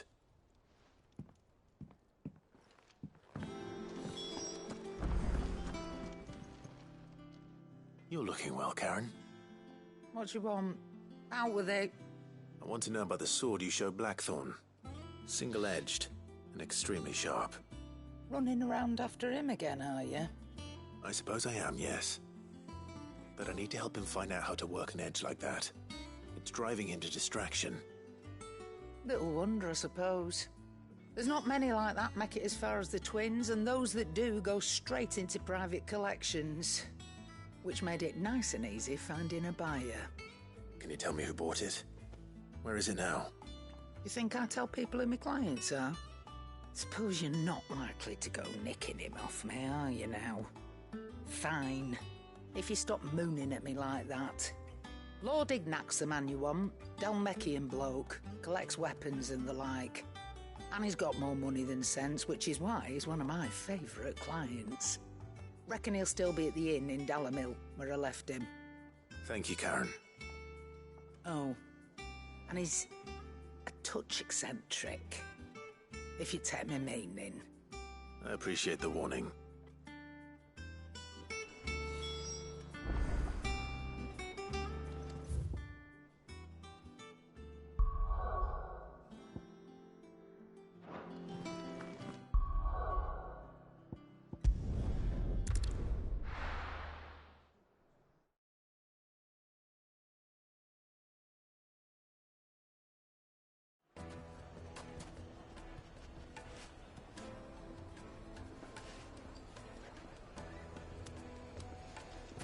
People take notice of wealthy men. Shouldn't be too hard to track down Karen's collector. Fang is gone. The whole mother crystal gone. What are we gonna do?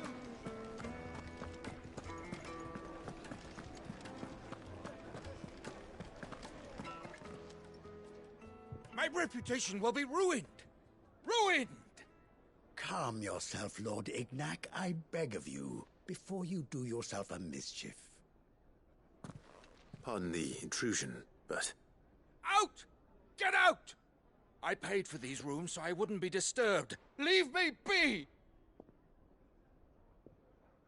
Please, allow me to apologize.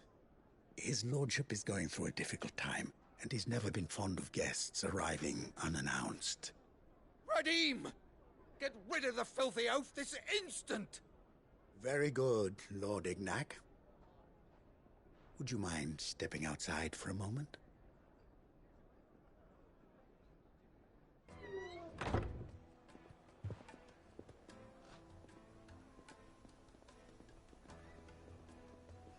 I'm sorry if I've caused you any trouble. That? Oh, no. That's just how his lordship is. Though the morning's events have left him somewhat fractious. He has been dispossessed of his luggage, you see. The thieves also made away with a considerable amount of coin. coin the innkeeper will soon be keen to collect. I don't suppose a certain blade was among the stolen items. A single-edged sword. It was purchased from a merchant friend of mine. Ah, you know Lady Karen. Yes, I'm afraid it was. Then I'll retrieve Lord Ignac's luggage. But I have one condition. You have but to state it. You are welcome to anything that is within my power to grant. I want an audience with Lord Ignac. A few minutes should be enough. Then I'll be on my way. A condition I would be a fool to refuse. Of course, you shall have your audience. I don't suppose you saw where the thieves went? I did not, no. Though some discreet inquiries made on his lordship's behalf mean that I know where you might find them. The bandit's bed. Every ill-gotten coin in Dalamil is said to pass through that disreputable corner of the Valcroy. And that's where I'm heading. I shall speak to Lord Ignac in your absence, and arrange for an audience upon your triumphant return. That will be very kind of you. Farewell, and best of luck.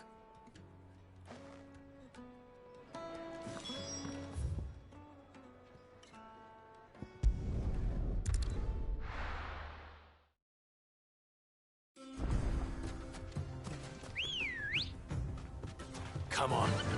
Yeah!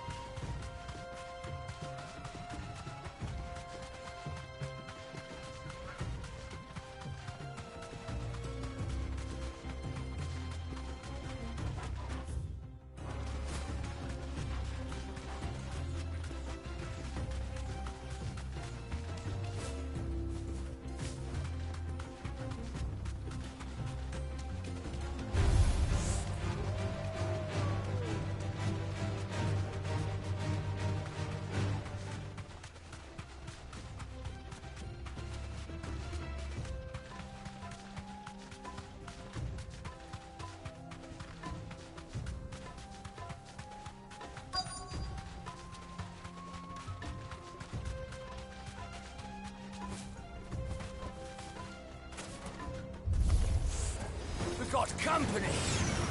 Come on, lads, let's tear the bastard's head off! Garuda!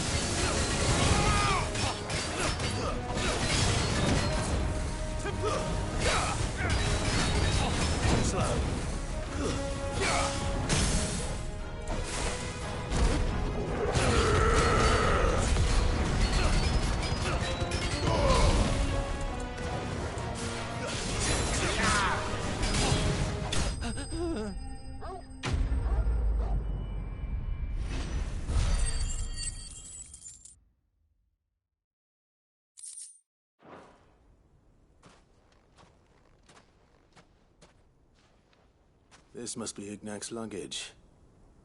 Nothing seems to be damaged. All right. Let's get it back to Dalamil.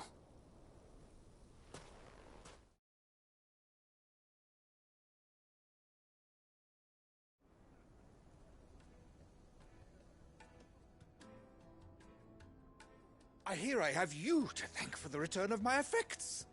What shall I call you, my good man? Wyvern. Glad to make your acquaintance. A formidable name indeed. Well, Wyvern, I appear to be in your debt. Redeem here tells me you wished for an audience. Is that all? A few moments of your time should suffice, yes. You're a peculiar fellow, Wyvern. All right, speak. Master Wyvern was wondering if you could tell him about a certain single-edged sword you recently acquired. Oh, a true work of art, that one. Karen drove me hard on the price, but I would have sold her Radim here to get my hands on that sword. It was made in the Outer Isles, far beyond the Twins, and is used exclusively by the practitioners of a unique school of swordsmanship. They believe no combat should ever exceed a single strike, and hone their blades to such perfection that none ever does. Each sword is made for that one perfect stroke, and for that stroke only. They crack upon a second blow. There's a brutal sort of beauty to it, really. But how do they hone such an edge? Fine question. Why, they use a whetstone, of course. Whetstones, rather. A whole array of them, ranging from the coarse to the fine. 10,000 licks with the sharpening stone, then 10,000 more. But it is the final stone which lends the blade its legendary sharpness. A mineral quite foreign to this great realm of ours. And that is the key. The secret ingredient. Wyvern, it occurs to me that my little lecture is hardly equal to services rendered. Take this, together with my regards. The very stone of which I spoke, far rarer among collectors than even the blade itself, and a far more fitting payment. Thank you. Pardon the intrusion, my lordship. However, it is long past time we prepared ourselves to depart. So it is. I am locked in bitter competition with a rival collector of curiosities. I am one step ahead of the unscrupulous scoundrel, but he is hard at my heels. Are there many other collectors out there? Too many to count, but only one do I consider my nemesis. Lord Byron Rosfield, and is a perennial thorn in my side. I can imagine. Farewell, Wyvern. May our paths cross again. Radim, we mustn't dawdle.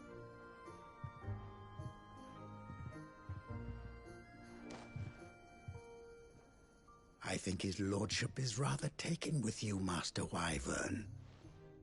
Thank you again for your assistance. Coming, my lordship. I'll be right there.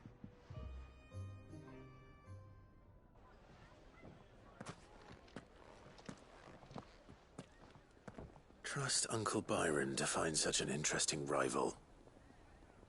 Now, let's see what Blackthorn makes of this whetstone, shall we?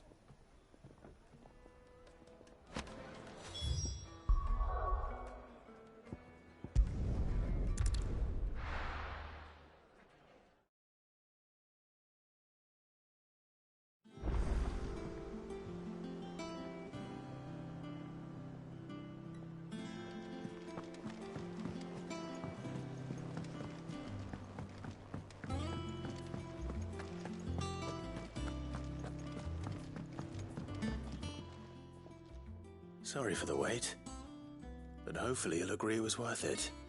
You learned something about that sword, then? I did better than that.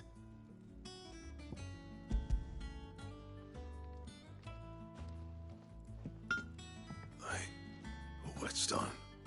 Yes. But not one you'll find anywhere in Valisthea.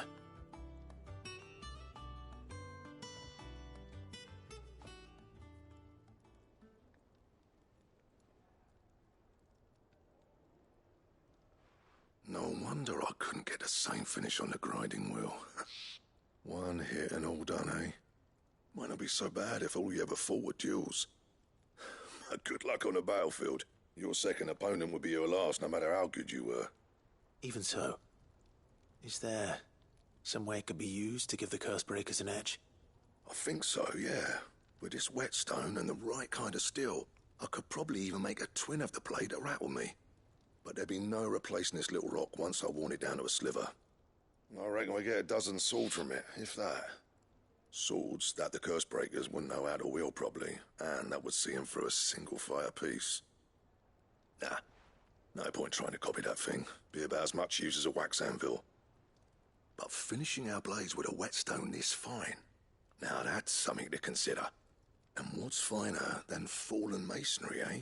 Or more hard-wearing, for that matter. Just imagine it. Good Valisthian steel with an edge as sharp as any found in the Outer Isles. I won't make a copy, nah. I'll make something much better. I'm sure the curse breakers will be delighted. Just don't push yourself too hard. Don't you worry about me, sunshine. I've been working day and night since I was half your age, and I'll still be here when you're long gone. Hey, thanks, Clive. I mean it. I owe you one, August too. It's good to know someone's looking out for me. You'll be happy to hear you said that. And I'll see that my debt to you's paid. First new blade I make's got your name on it. You come and find me when you've got the materials. All right. I will.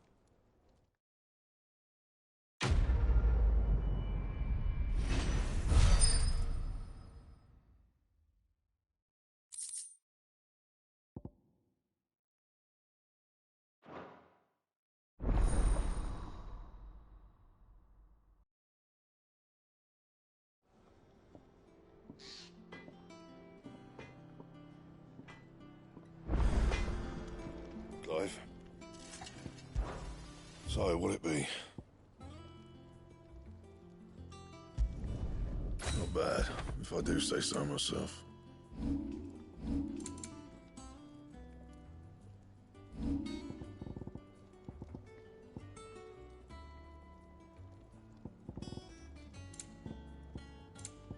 Anything else? He cracked the crystal too? You're joking.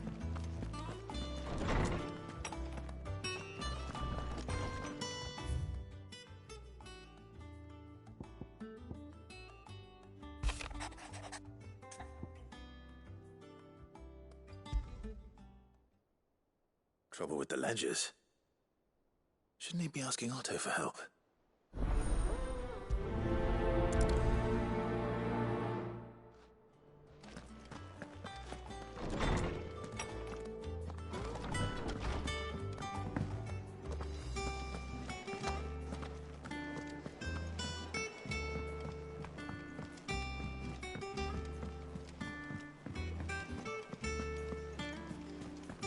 Is that the thing Tomes helped with? Mid told me she was building a ship.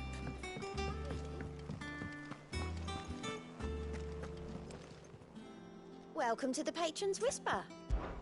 Come to claim your just desserts? Here you are. All done?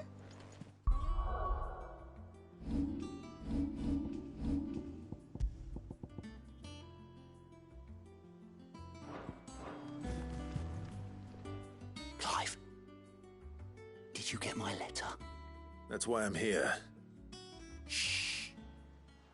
Otto won't be listening. Is this better? A little. Listen, I've some bad news. It turns out the hideaway may be slightly behind in its payment to certain lenders, and it may be my fault. But I swear to the goddess, I thought I had the numbers square. Sadly, that square turned out to be more of a circle. Zero, you might say. I can straighten it out, I swear, but it's going to take some time, and I'm going to need help keeping it from Otto. Bit late for that, I'd say. There you are! What a surprise! So let me get this corrupt. And you thought this was a cunning plan. Why? Well, Who needs paying? Oh, just Martha. And the dame. And, well, Lady Karen.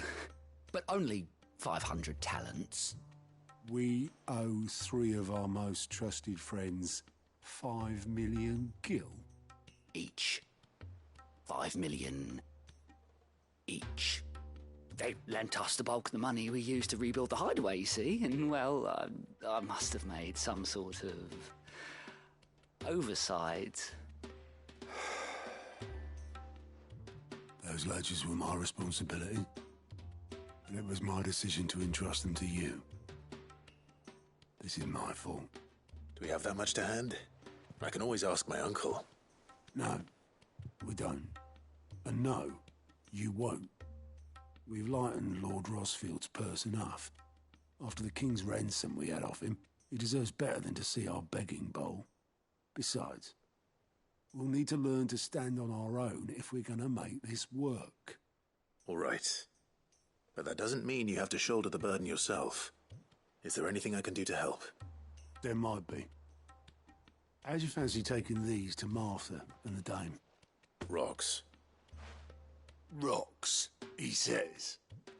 Worth 1,000 talents apiece, these are. A little something Cid and I set aside for when times got lean. And I reckon 15 million in overdue debt probably qualifies. I just hope our associates' eyes are a bit more discerning than yours. I'm sure there will be. Should be me making the rounds, really. But you know how it is with this place. Orders to bark, arses to wipe, and all that. I know. Which is why I don't mind going in your place. Go. Do you know why I only gave Master Clive here 2 star rubies? Because you'd rather Lady Karen killed me. Because I'd rather Lady Karen killed you. Yes. Well, I suppose this is goodbye then. Don't worry. I'm sure Karen will understand. Really? Do you think so? No, I don't.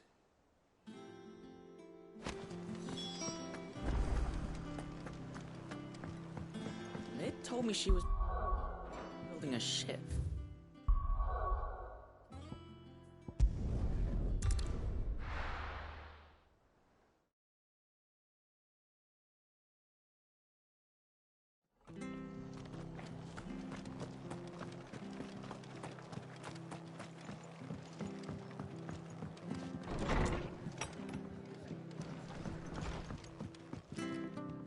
Clive, we weren't expecting you. I wasn't expecting to be here, but it seems we still owe you a considerable amount of coin for your help with our rebuilding efforts. And though I doubt it's what you were expecting, we were hoping you'd take this as payment.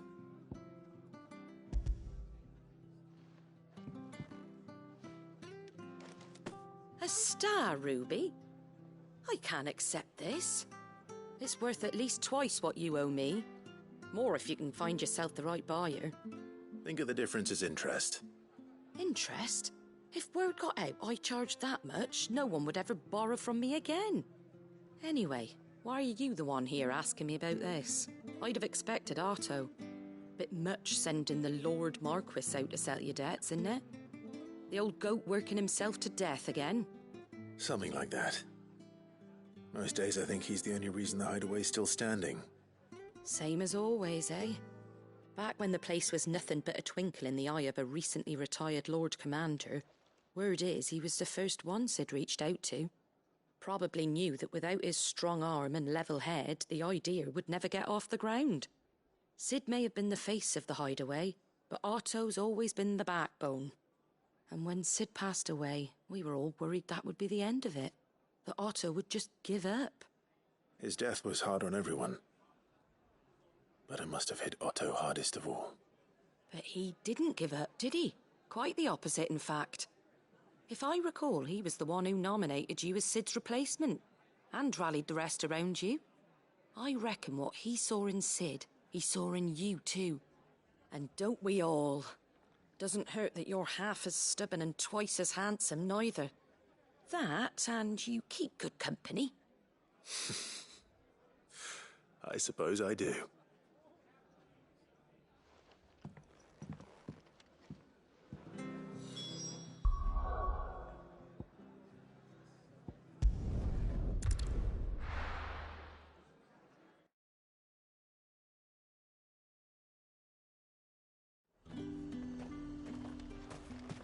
There's talk that the glass... How the hell is anyone supposed to...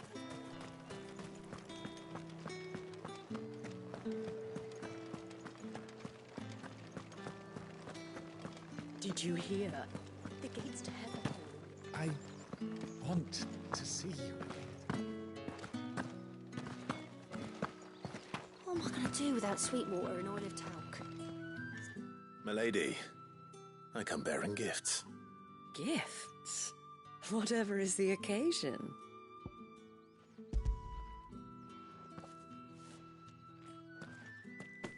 Oh my. Clive, you really have outdone yourself. Otto asked me to give it to you. To settle the Hideaway's debt with the Veil. And to compensate you for the time it took us to do so. You disappoint me, Clive. I thought you might finally be warming to me. Tell Otto he can keep his baubles. I tried to tell him as much the first time around. The man owes me nothing, nor does the Hideaway. My contribution to the restoration effort was made freely and willingly. It was the least I could do. You once told me Cid did you a kindness. I'd like to do the same. Please, accept it. For my sake. And for Otto's. For all of us. For all you've done. It is rather fetching, isn't it? Very well. Otto is lucky to have you, Clive. I doubt anything could ever replace his son. But you and the others at the Hideaway are the closest thing he has to family. Otto had a son.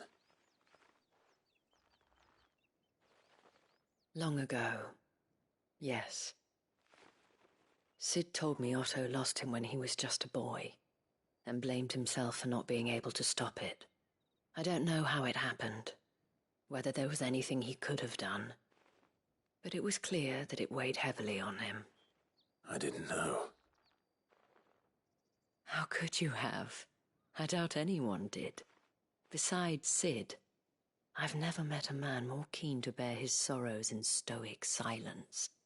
An ill habit, given that both have always been surrounded by friends desperate to help them. I'm beginning to see that.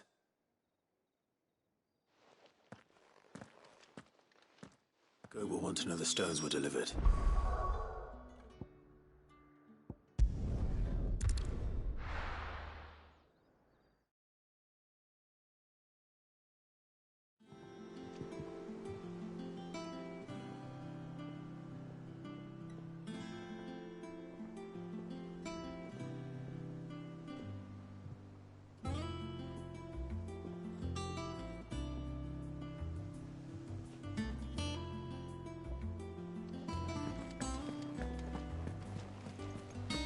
Is that the thing Tomes helped with? Mid told me she was building a ship. Really?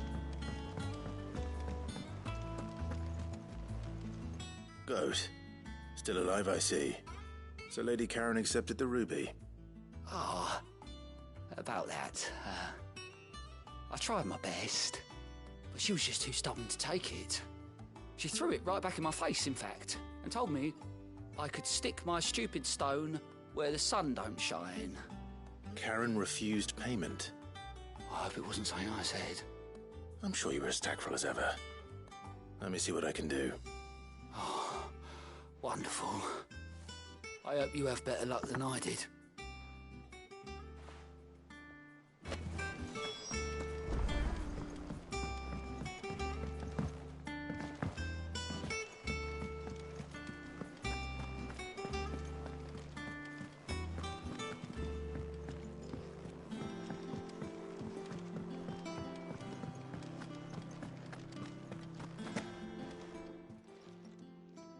Lady Karen, Goat tells me you weren't happy with our offer.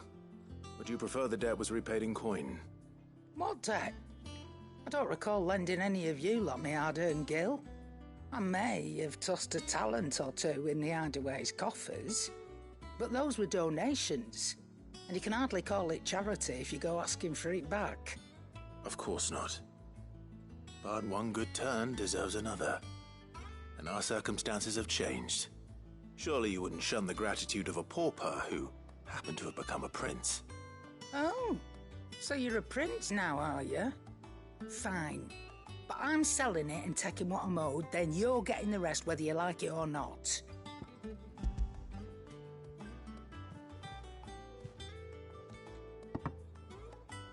Where'd you even get this? A decent trader might nab 1,000 talents for a star ruby. A canny one, meanwhile, might claim it were nicked from the belt of Cid the Outlaw himself and ask twice as much. Might be I already have a buyer in mind. Might be you even know her.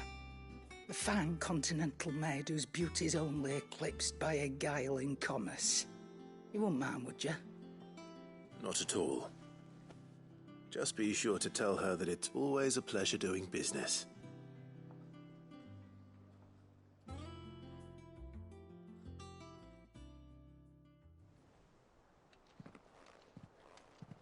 I hear you ended up delivering all 3 stones. Thanks to this lump. I sometimes wonder what I pay you for. Speaking of which, I still haven't been paid last month's wages. Oh, so you remember what's owed to you then? Get your ass behind that disc of yours and don't get up before those ledgers are square. Right away.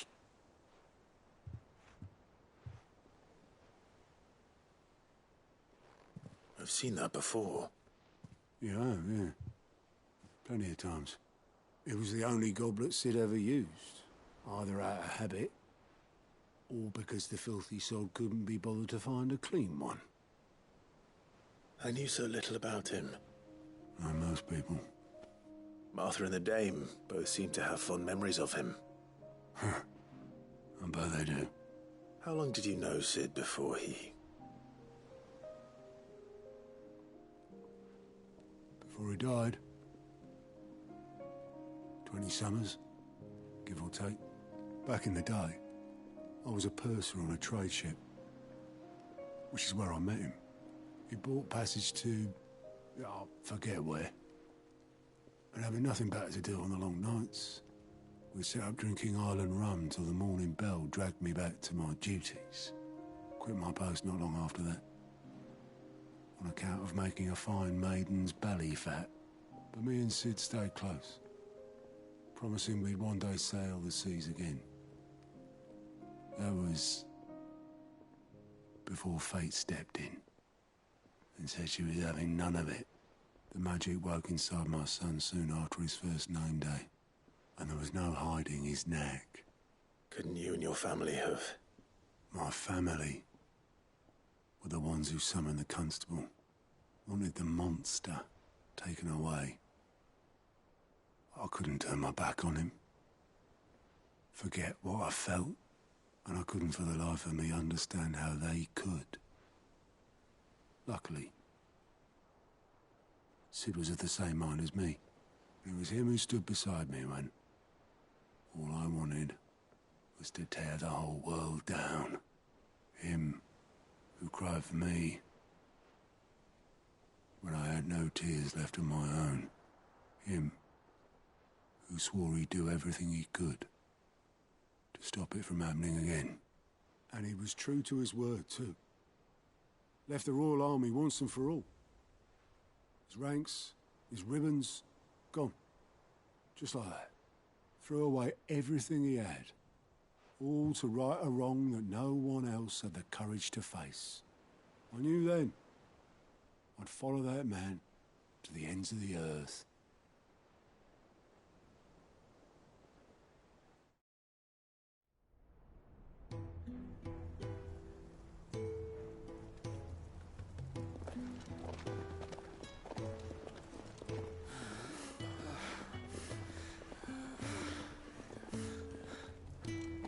was always too clever for his own good, was Cid.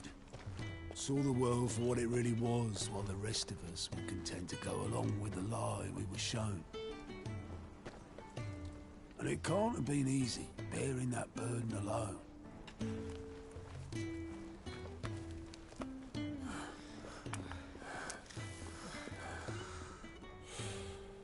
But he didn't let it stop him.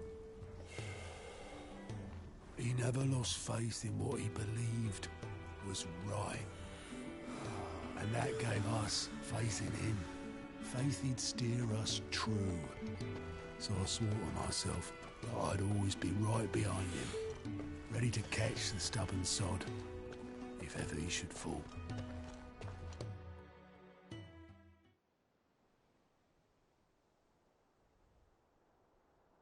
But I couldn't even do that.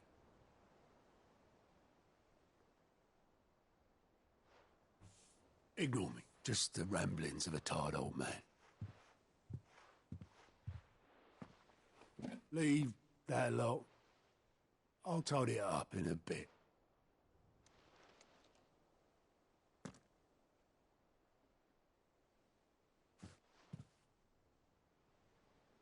This is Cid's handwriting.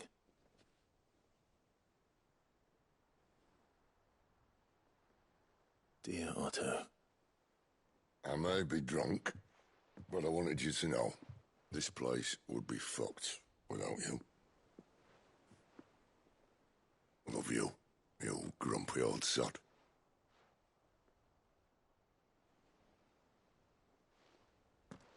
This note. Hmm? What about it? Cid was right. Without you, we'd all be lost.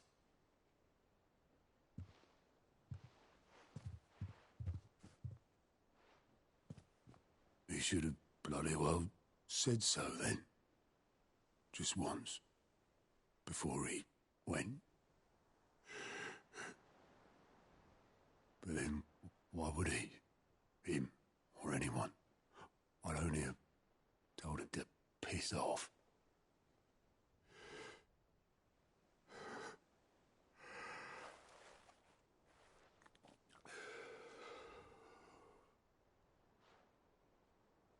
You're wrong, though. Both of you. It was never just me keeping the hideaway afloat. It was all of us.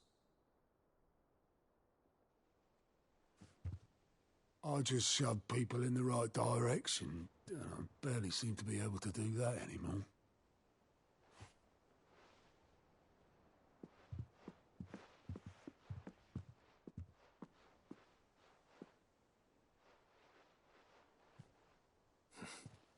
Would you rather go at the helm?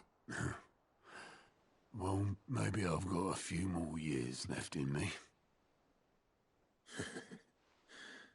I'm going to hold you to that, Otto. Before you go,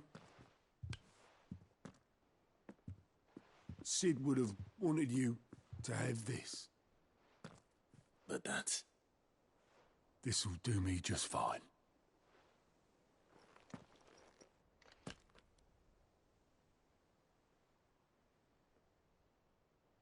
Thanks for the ray of sunshine. I'll see if I can't pay you back. Already have.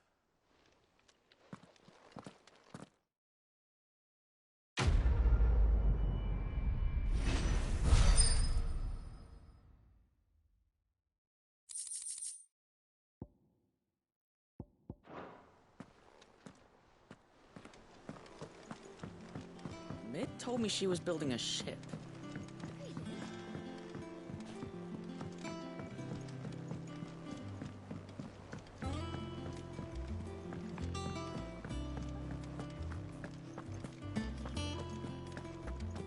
He cracked the crystal too.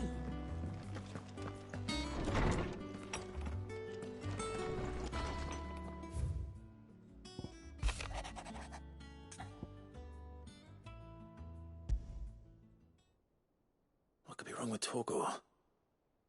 He seemed well enough when I last saw him.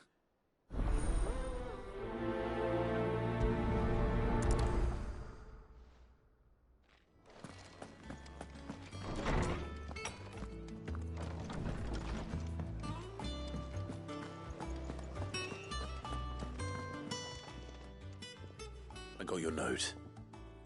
You think something's wrong with Torgal? So you can read.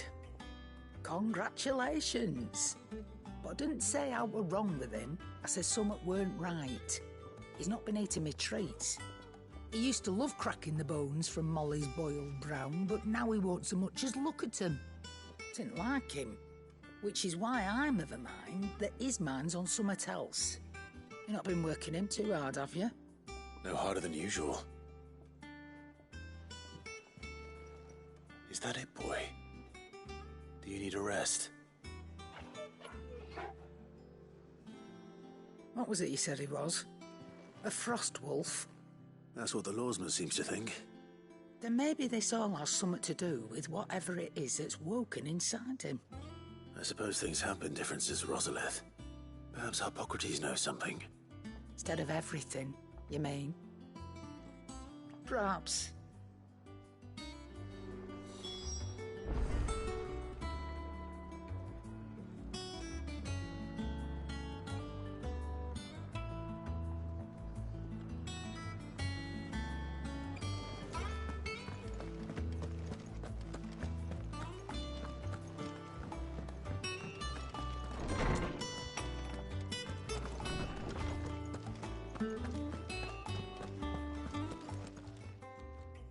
Lawsman, I need to ask you about Torgal.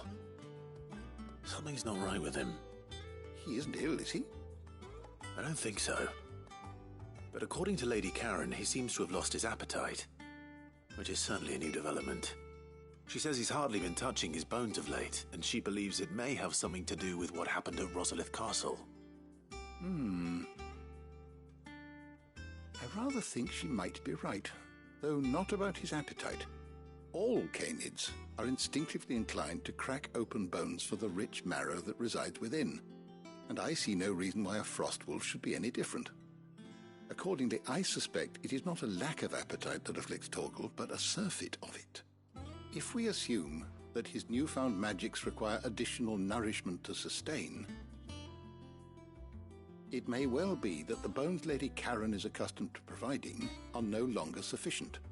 Frost wolves, after all, habitually prey upon far larger animals, whose bones may yield altogether different nutrients. As to where one might find a suitable substitute, some antelopes that graze the meadows of eastern Rosaria have been known to grow to a size more than double that of their lesser cousins. I don't recall ever seeing any that large. And little wonder.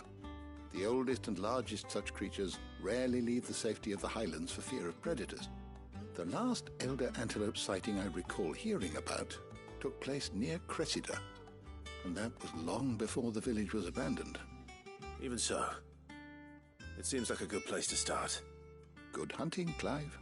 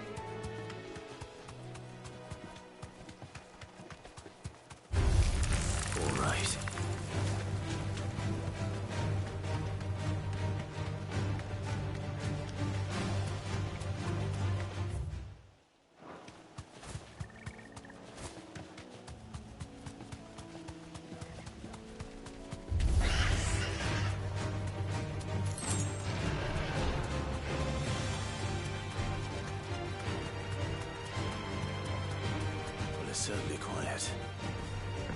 If I were a giant antelope, it'd seem like just the place.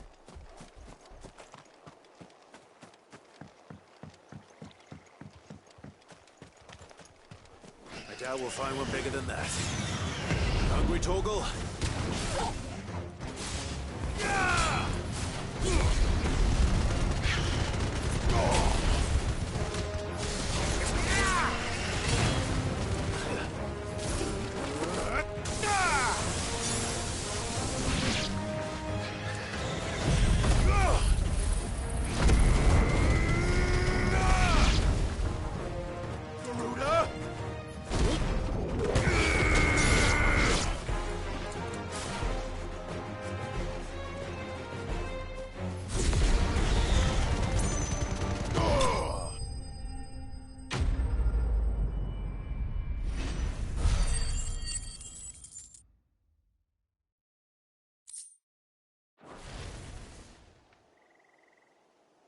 Now,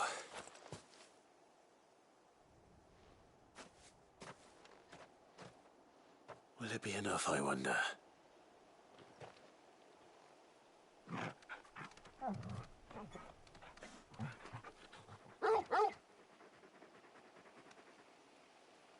I say that answers my question, which means we owe the lawsmen our thanks. You're just a big puppy, aren't you? A very big puppy.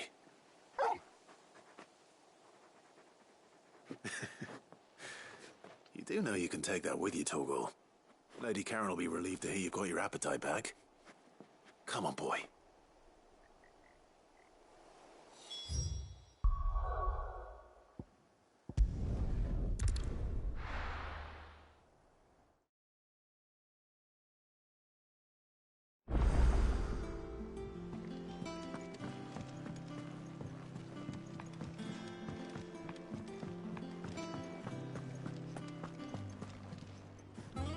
I noticed you and Torgal had gone off somewhere. Take him for a walk, did you? You could say that.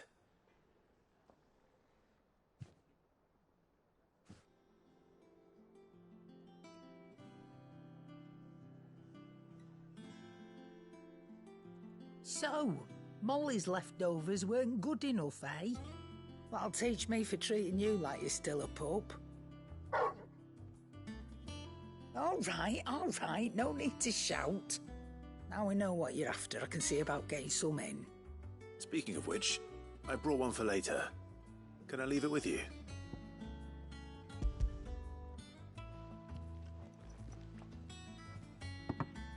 You can, aye. I'm nice like that. In return, you can thank Tomes for me. The bloody know-it-all. I was just on my way to see him.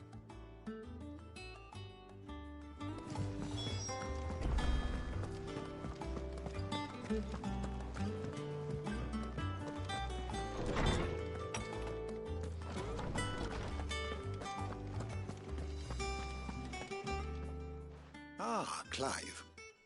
Were you able to locate your quarry? We were indeed, lawsman. You pointed us in exactly the right direction. And Torgal's been a very happy hound ever since. Very good, very good. Lady Karen sends her thanks, by the way, for your part in solving the mystery. Ah. But that reminds me. After your last visit, I found myself pondering Torgal's talents. Do you recall our conversation concerning Lady Jill's role in Torgal's transformation? About how she somehow woke the power within him. Precisely that. A reasonable conclusion, I thought. But one which raised certain questions in my mind. You see, the Fenrir of legend served Shiva and Shiva alone. And while the powers attributed to him are certainly impressive, the records imply they are somewhat different in nature to those you described Torgal as having used. What are you suggesting? That Torgal may be the beneficiary of more than one Eikon's power. Consider that in addition to Lady Jill, he has served as a loyal companion to you, your brother, and even the late Cid.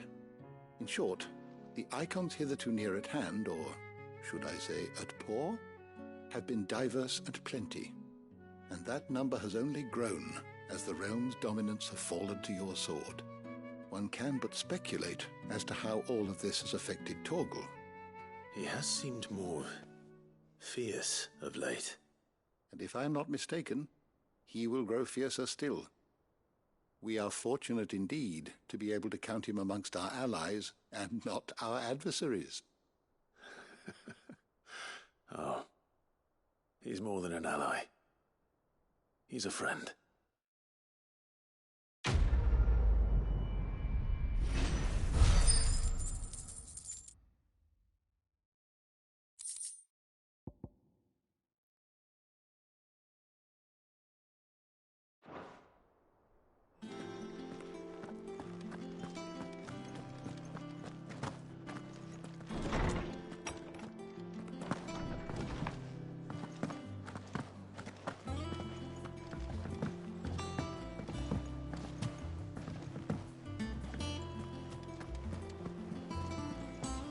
Is that the thing Tomes helped? Mid told me she was building a ship. All right, Clive. Asterix. Mid finished sending half the hideaway traipsing across the twins, has she? I swear, that girl'd do anything to put off visiting her old dad's grave. No excuses now, though, eh? Not quite. She said there was one final thing she had to take care of. I'm sure she'll be finished soon enough. She said that? In those words? She did, yes. Clive? Were you born yesterday or something? There is no thing. She'll probably be halfway to Canva by now. Mid. I might still be able to catch her.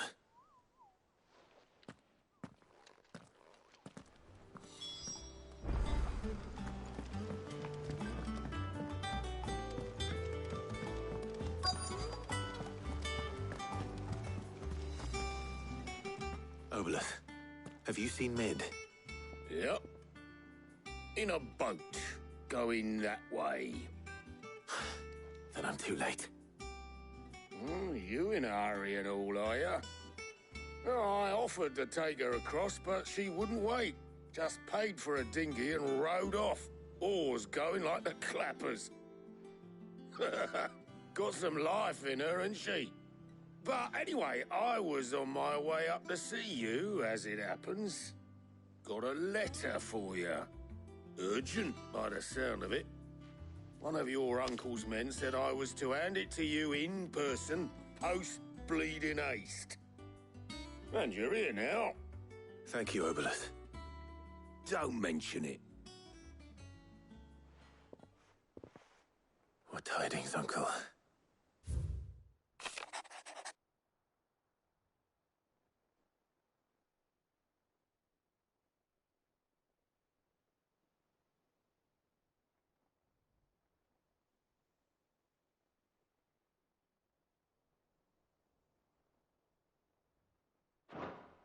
Trouble in Canva. Well, I'll need someone to keep an eye on Mid.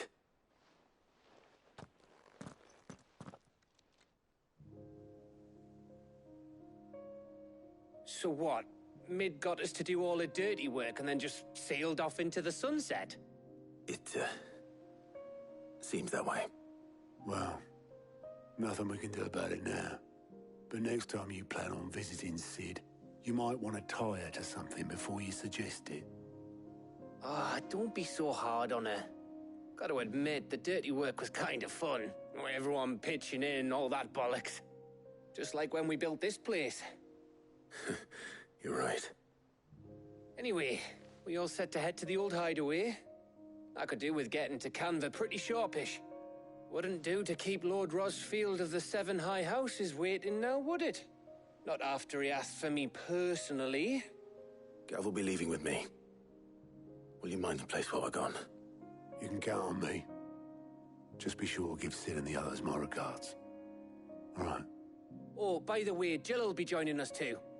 She's got some things to take care of, but she'll meet us there. I hope she's telling the truth at least.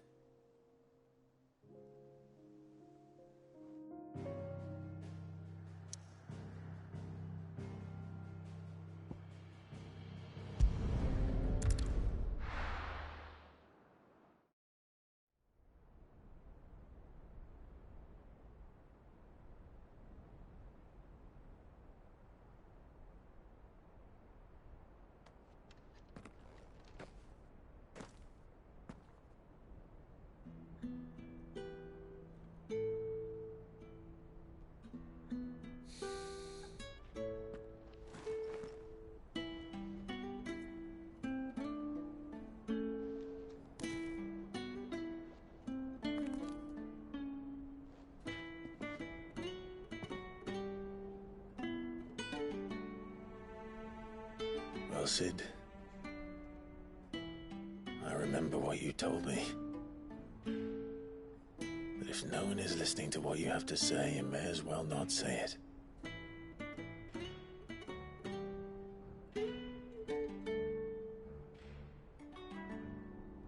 But I will say this, old friend.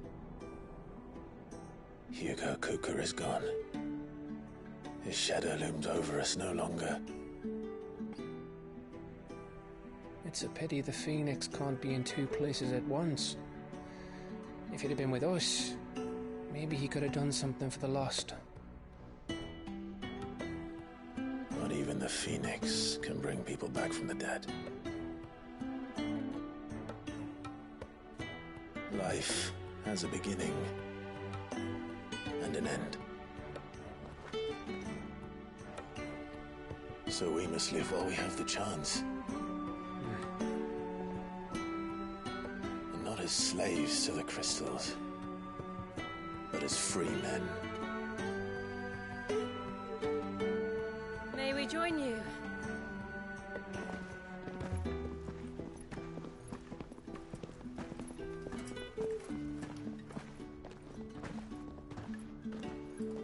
Lady Karen, what a pleasant surprise. I thought I'd drop by and see how you were all doing before heading off to restock my supplies.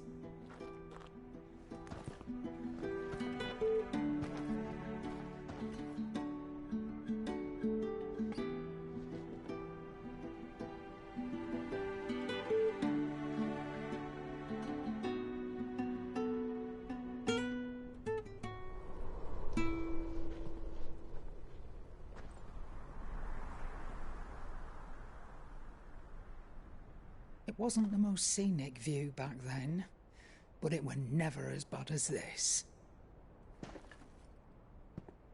I know. The blight marches on. And soon, there'll be no escaping sights like these.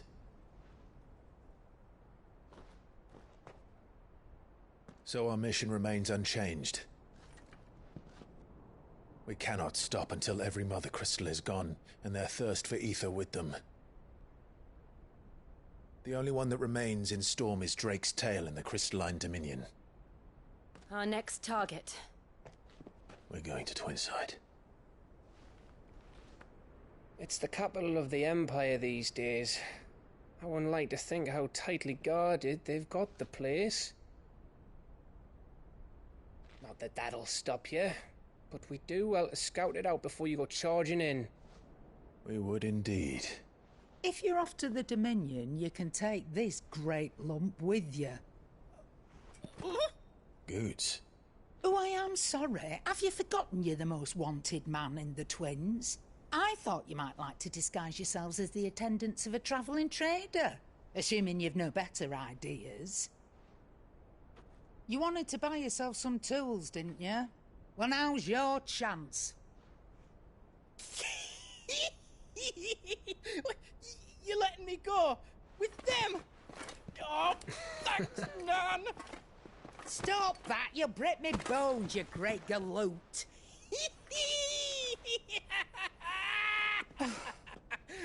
There's a caravan that runs back and forth between the Dominion and the Bocklad markets. It's managed by the Merchants Guild. Just show them Goots' traders pass and you'll be on your way. It'll be a damn sight less risky than footing it the length of the Crystal Road. That's for sure. Thank you, Karen. And glad to have you with us, Goots. Okay then. I'll get me things and I'll meet yous there. See yous down in Bocklad. Get off! Me poor fingers! Jill, you're with me. Understood. And Gav?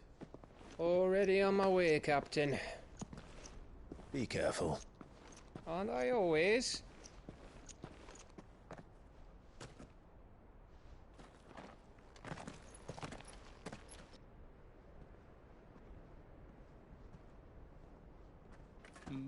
Do you see that, Cid? Your protege's making a proper little outlaw of himself.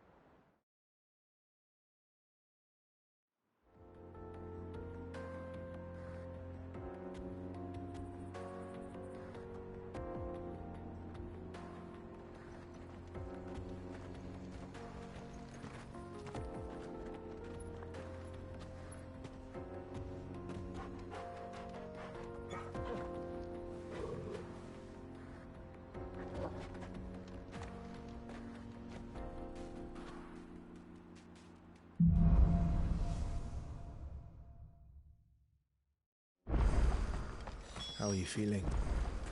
Better. Thanks to Taya. I'm glad to hear it. And Torgal helped too. Didn't you, boy?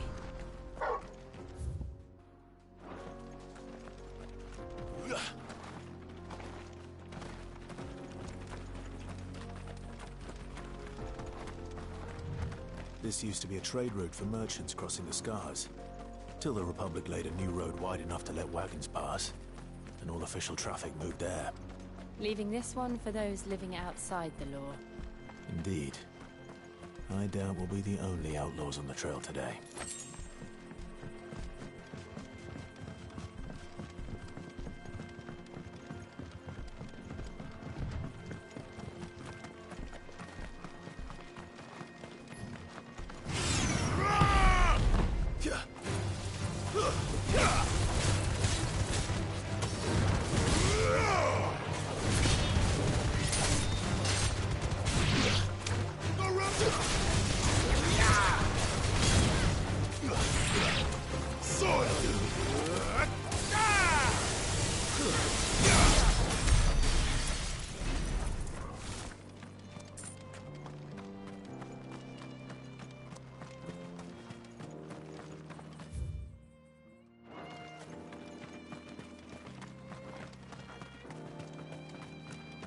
So what do you think? That we'd be... Really? It's as bad as that? Oh, aye. There's trouble up ahead. And too much of it for us to handle. I take it there's danger on the road. Oh, what about this fearsome-looking fellow? You think he'd be equal to the task? Oh, no doubt. Assuming he's willing to hear us out. Well met, friend. My brother and I have been tasked with finding a merchant's missing cart. You seen it by any chance? How does a merchant misplace his cart? Oh, the man's a coward. When he thought goblins might come a-snarling, he ran, leaving his livelihood abandoned in the pass. He sent the two of us to fetch it, but it's gone. Now, I'm not much of a thinker, but I know the work of thieves when I see it. My brother's right on all accounts. And by my estimation, the bastards are lying in wait just down the road.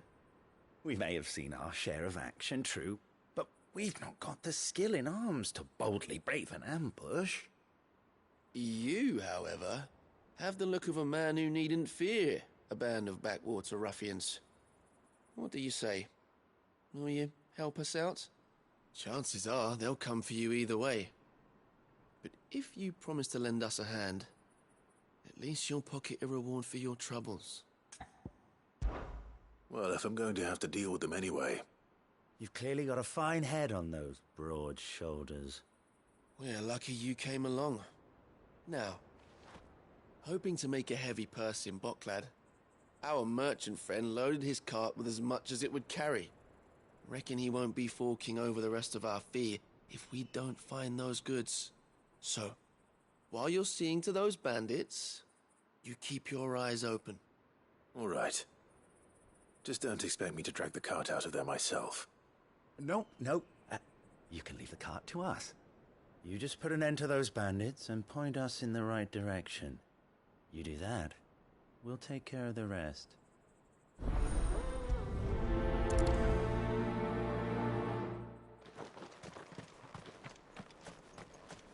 I'm not sure I trust those two.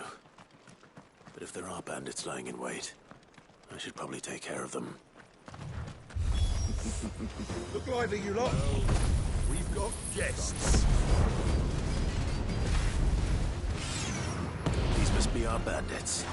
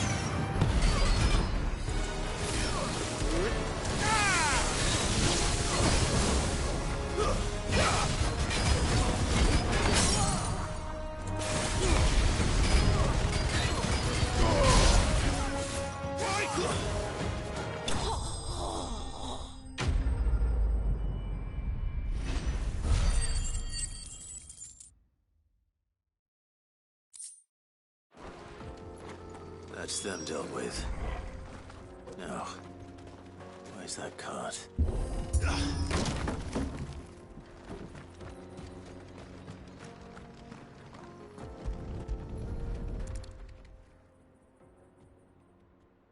Getting all of this out of here will be a nightmare.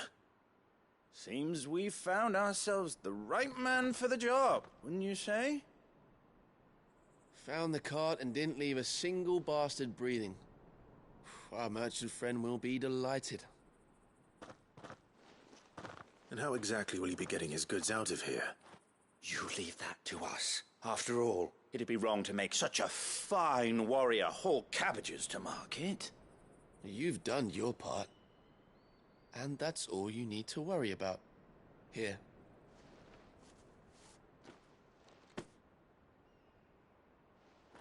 It's been a pleasure. Now piss off. There's no need to be so rude, brother. What if we want his help again next time?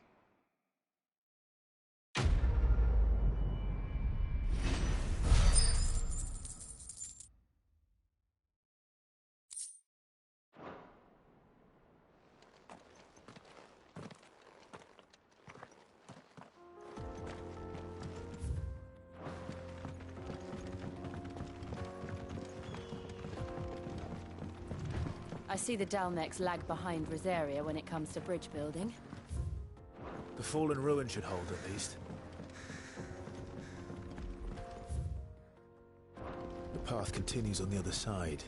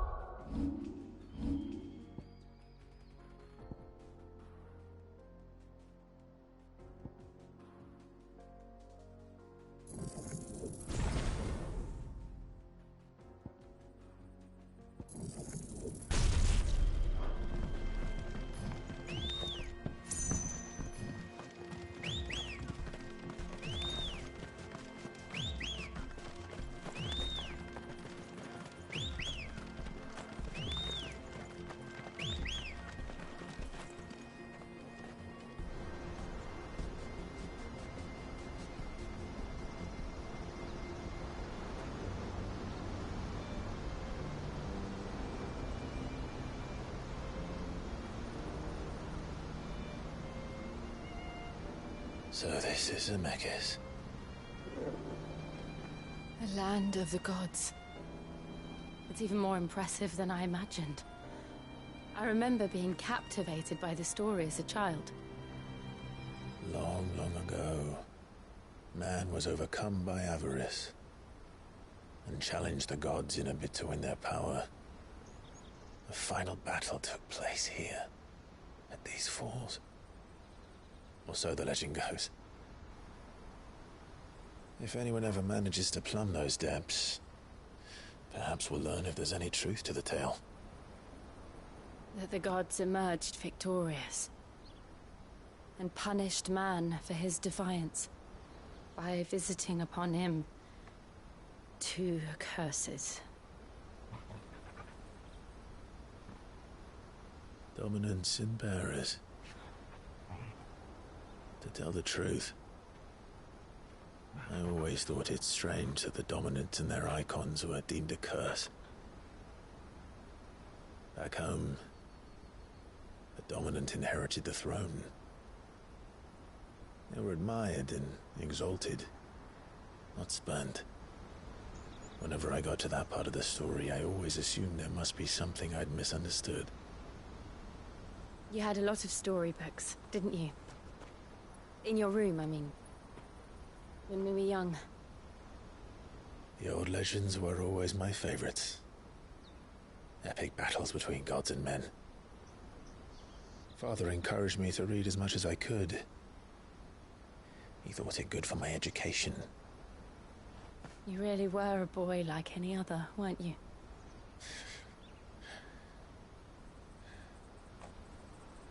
Just look at this place. It's enough to make you believe the legends are true. I know.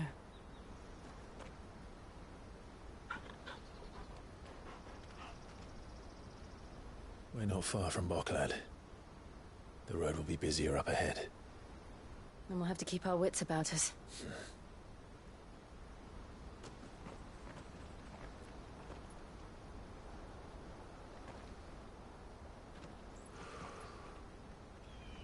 Clive?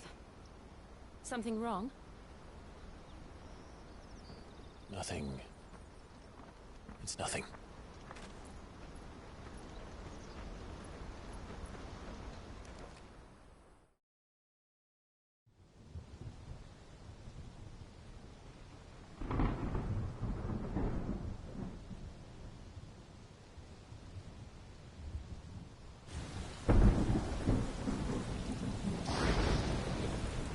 I see the reports are true, Father. You have surrendered the throne to Olivier. I have. Emperor Olivier shall rebuild the Holy Empire of Sanbreque.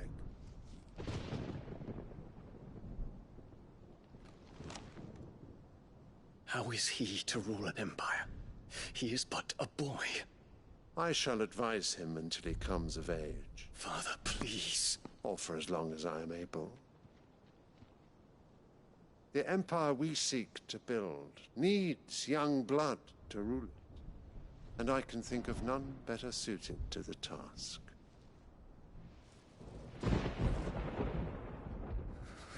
There is other news, Dion.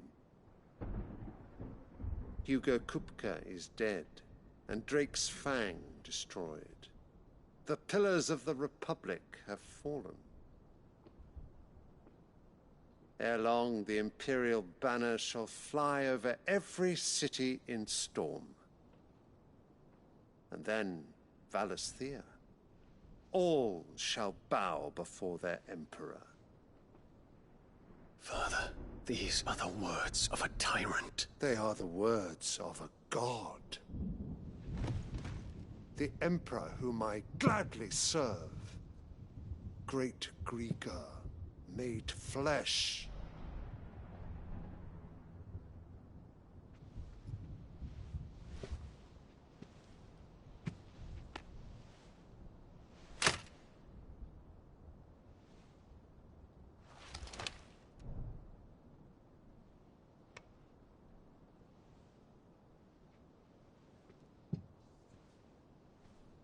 Return to your camp, Dion, and ready your forces. It is time to show the world the true power of Sanbreque.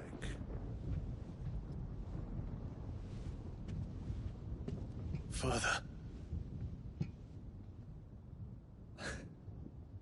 I find you much changed. Is this truly the path you wish to tread? Or are these the ambitions of another? Of Ultima, perhaps? What nonsense is this? I speak my mind, and my mind only. Though I do owe Annabella thanks for reminding me of certain truths regarding the nature of nations, of rulers, and of the divine. You would trust the words of this traitress? She betrayed her country. She slew her husband. You have ever been an invaluable servant to Sanbreque, Prince Dion. I trust you will continue to serve your Emperor in the wars to come. The canker! Silence! Insolent wretch! you will bend the knee. All else is heresy. Sire, forgive me. This audience is over. Come, Your Radiance. The Rowena Syndicate awaits your pleasure. Oh, not another meeting with silly old men. They're so boring. I'm hungry, Father. Can't we have luncheon instead?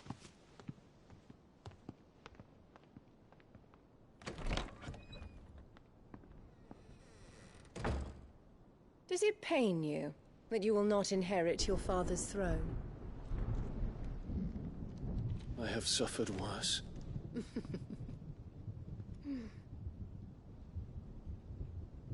Count your blessings, Dion. For a base-born child to be chosen by Bahamut is miracle enough. You have risen high on his wings, but you shall rise no higher, lest your impure blood stain the throne. What do you know of my blood?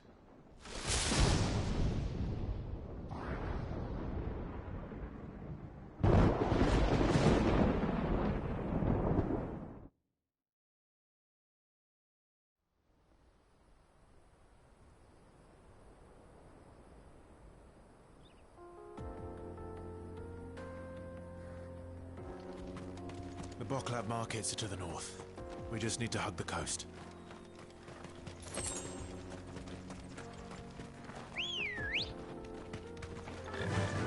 Yeah!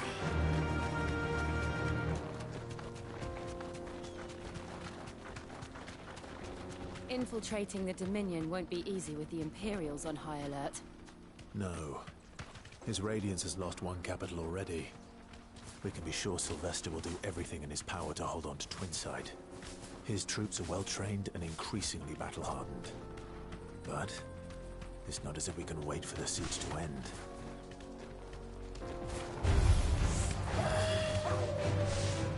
Thanks, Gal.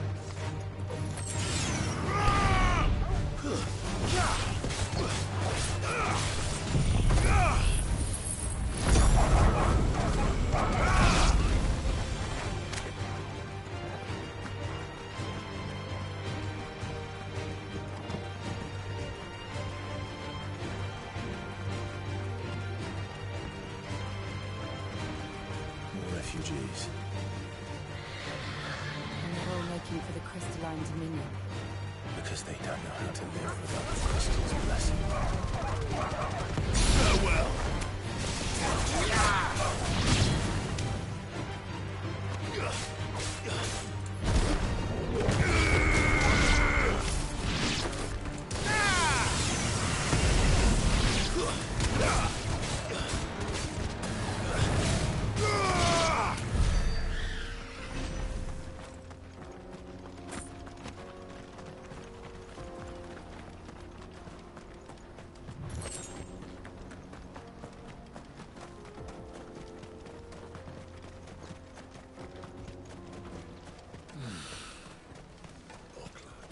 There are no crystals here.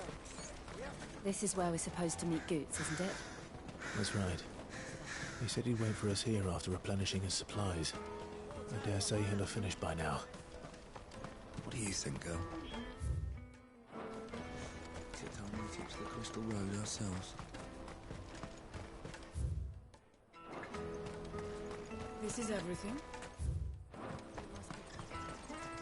Let me carry your goods.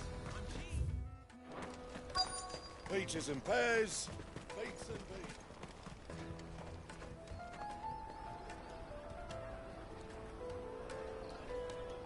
Wonders from across the water. Come one, come all. Feast your eyes.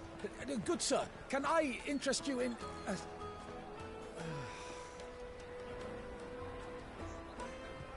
How much? For a measly crust of bread? You won't find any cheaper.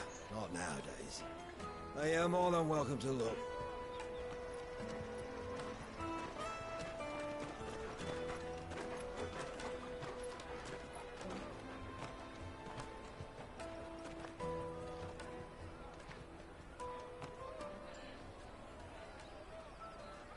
The Empire's unlawful and illegitimate occupation of the Crystalline Dominion is still in effect. Only those whose business in Twinside has been officially approved by the Republican Army will be permitted to cross the border. All who seek entry are to form a line and ready their documents for inspection. It looks like we aren't the only ones who are eager to leave. And they're checking everyone. Can't you make an Not for the likes of you. We won't get through without that pass. Let's go and find Good, shall we?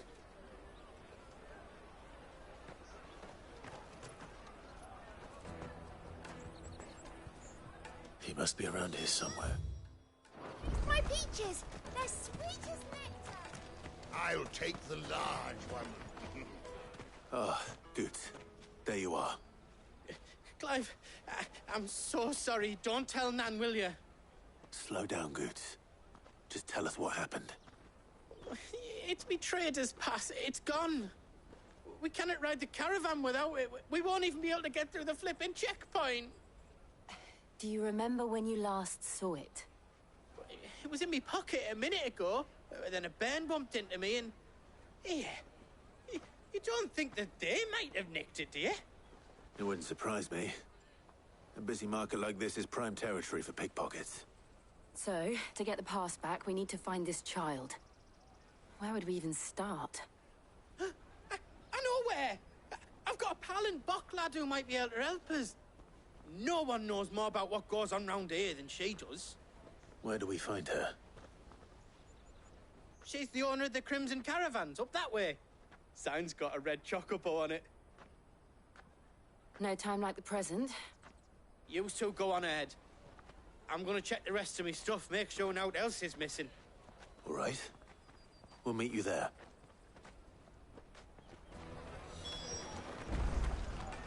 Let's keep an eye out for this red chocobo, then.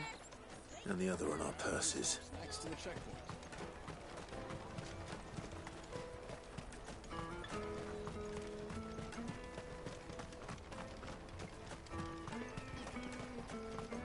Out of my sight, wretch.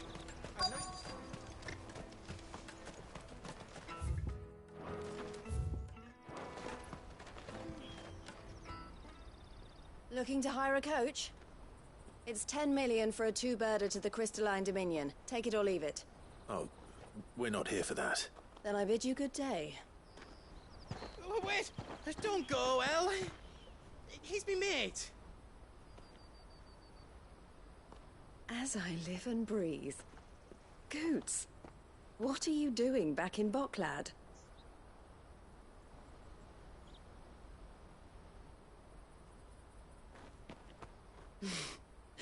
I gather Lady Karen didn't send you.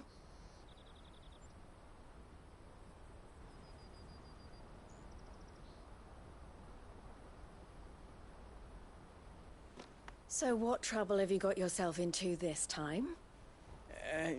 It's me trader's pass. It got stolen. By a little bairn.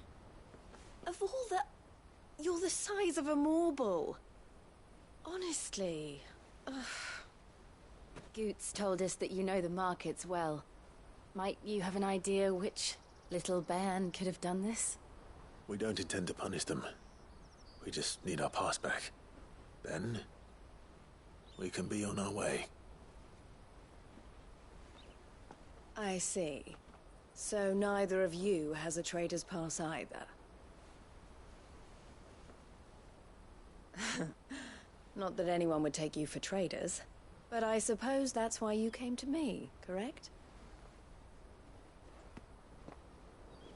Now, I can't say for sure who took your pass, but I suspect I know why they did it.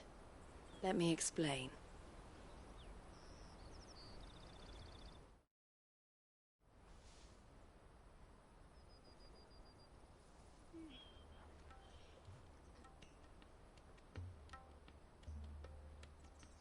Ever since the Fist marched on the Dominion, the Republic has been clamping down on any commerce that might aid the Empire more than it does us.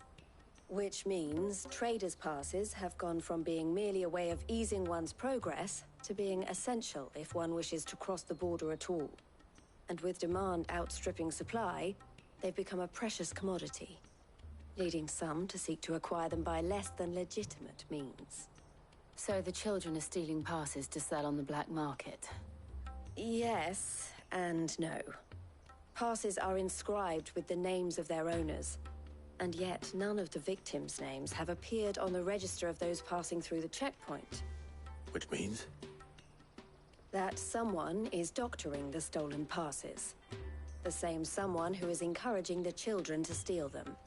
And the same someone who has Goots' pass, no doubt. Whoever they are, they're ruining the livelihoods of honest merchants, which is why we've decided to take a stand. Will you stand with us?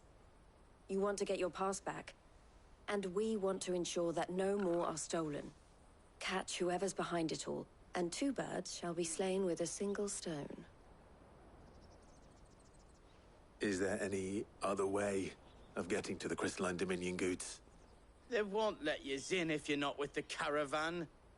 It's that, I don't know, try swimming across the strait. But the guards will definitely spot you if you try and do that. Like, we don't want to get spotted, right? So either we find the people who took the pass, or give up all hope of entering the Dominion. All right. We'll help. Thank you kindly. But I don't know your name. Eloise at your service. Clive. A pleasure doing business with you, Clive.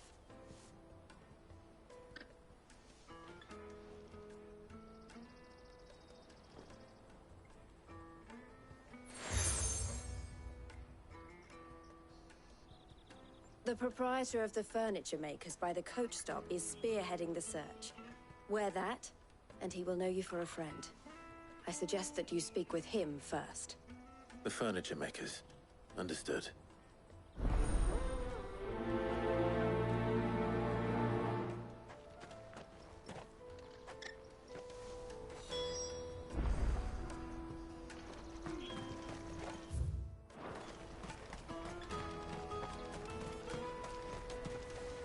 You won't find a finer array this side of the strait.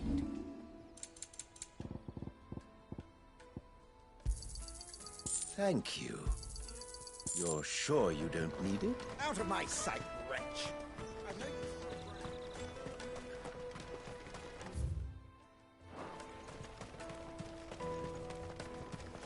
Come on, come on! Jug of snake spit for the road? Juicy pears! Slake your thirst! Are you the furniture maker? Looking for something in particular? Ah, Eloise collared you too, eh? Then I expect you want to know more. She told me you were leading the hunt for the pickpockets. What have you learned? For one, that they're targeting the traders carrying the biggest packs. Harder to watch your back, see? And less chance of the mark giving chase if they're spotted. Not that they'd be likely to catch them. Those imps know every inch of this warren like the backs of their hands. Their eyes must have lit up when they saw Goots. The fishmonger round by the gate's been trying to track down the children involved. You should go and have a word with her. Thank you. We will.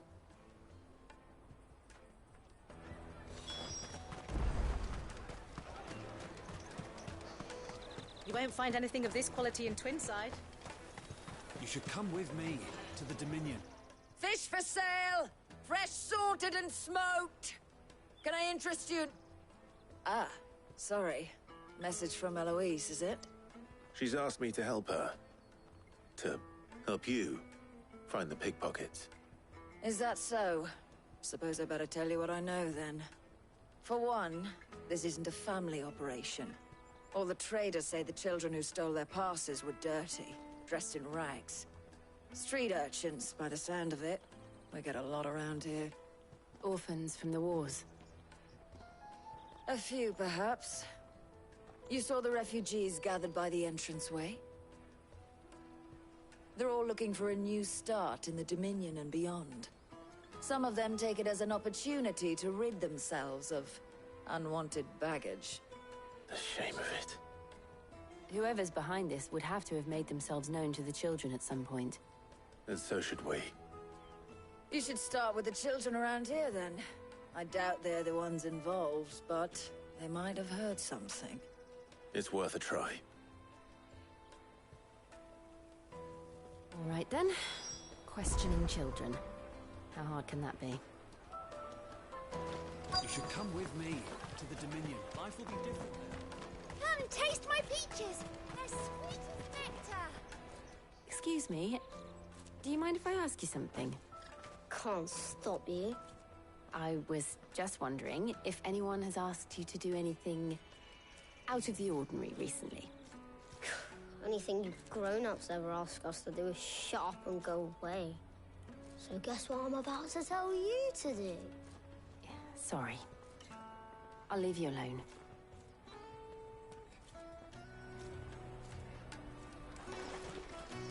Come and taste my peaches. They're sweet as nectar.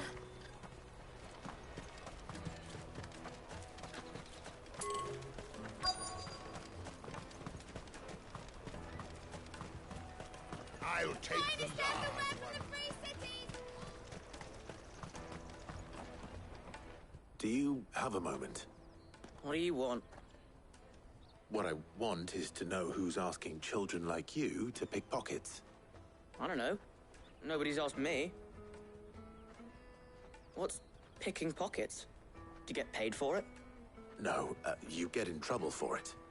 So if they come calling, you know what to tell them.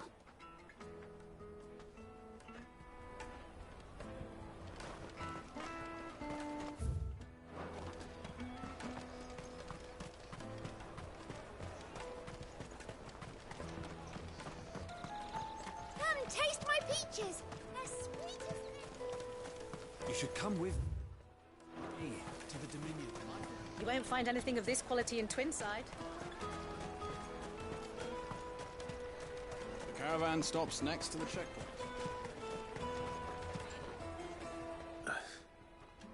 Excuse me? What do you want? I don't have any money. It's all right. We're not going to hurt you. We just want to talk. What about? We've heard that some very bad people are making children like you steal from travelers. We need to know who's behind it so we can stop them. I don't know much about it, really.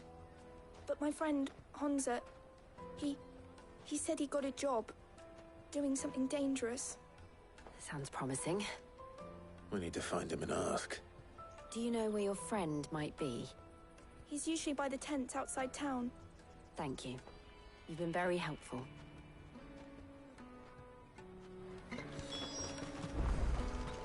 Come on, come on!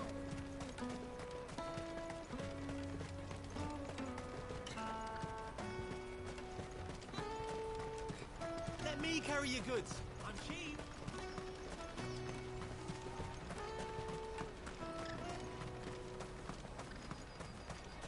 That's that then. She must have meant the refugee camp. Let's hope he's still nearby. I'm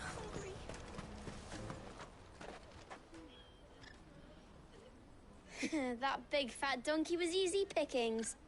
He wouldn't have noticed if we'd robbed his boots off him. Yeah. Wish we hadn't handed over the pass, though.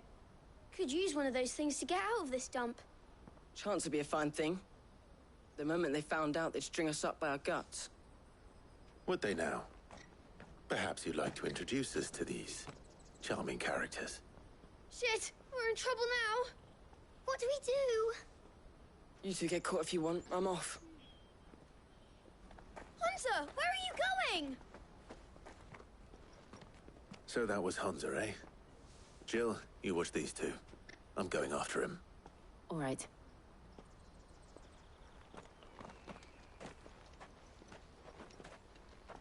He can't have gone far. I need to find him before his employers do.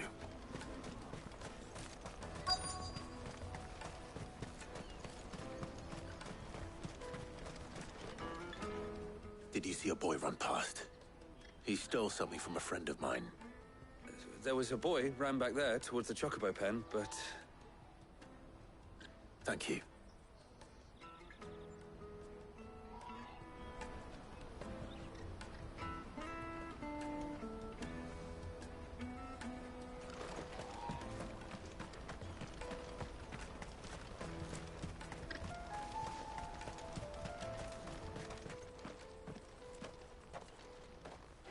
Shit.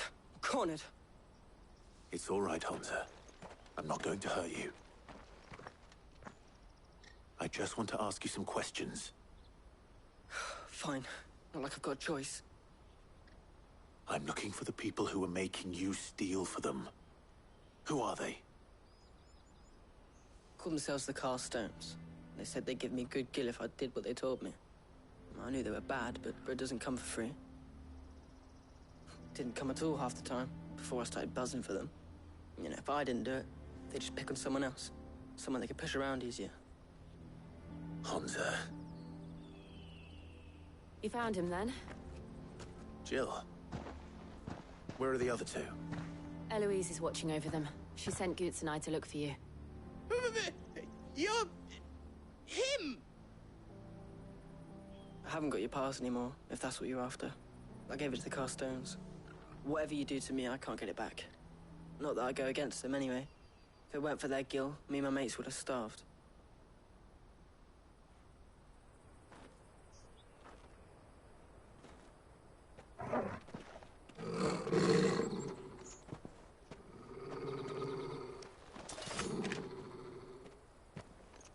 Cowards. You will not force another child to do your bidding. Wait, we're not... Don't hurt him.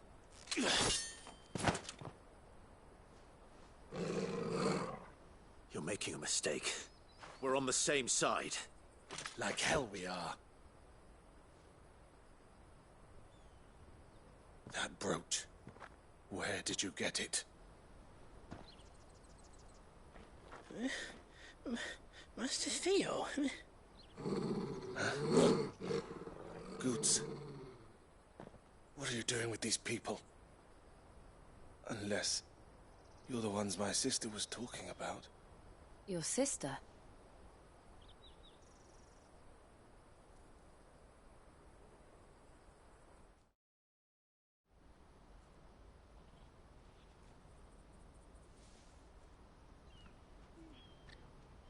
Eloise didn't tell us she had a brother.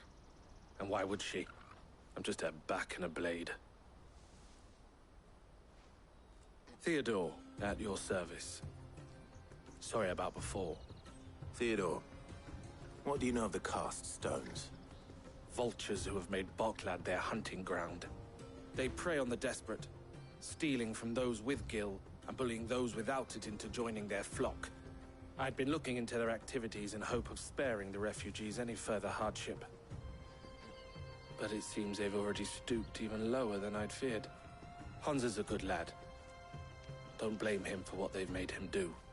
If he and his friends hadn't agreed to work for the stones, some other poor souls would have. On pain of death, most likely. Clive, was it? And my sisters asked you to help put an end to the pickpocketing. Then we all want the same thing.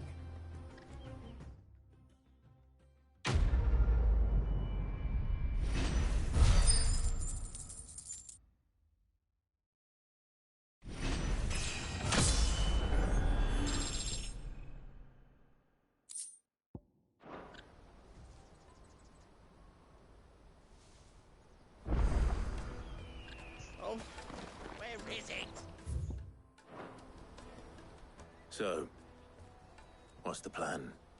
What else? We find the cast stones, and we crush them. You get your trader's pass back, and I make Boklad a safe place again. All right then. All right then. Hansa, where are they camped? Don't worry. They'll never know you told us. Couldn't if I wanted to.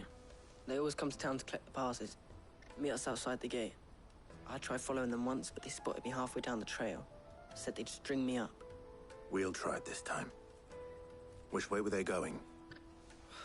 Back down the road towards Leitney's Cleft. To Leitney's Cleft, then?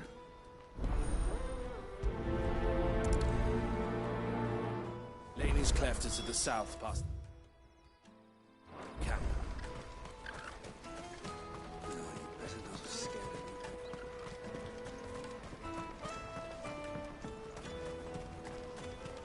That's that then.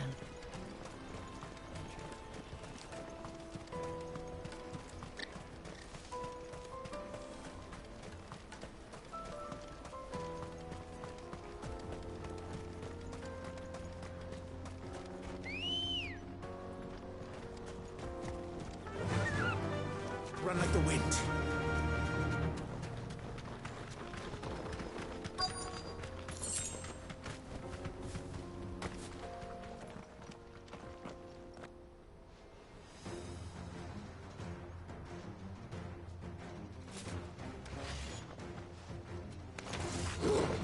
That's the one who's been sticking his nose in our business.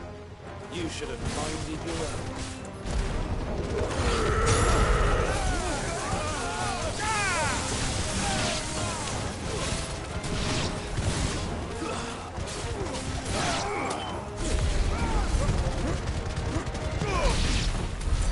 I doubt these were the ringleaders. But at least we know we're on the right track. Let's go.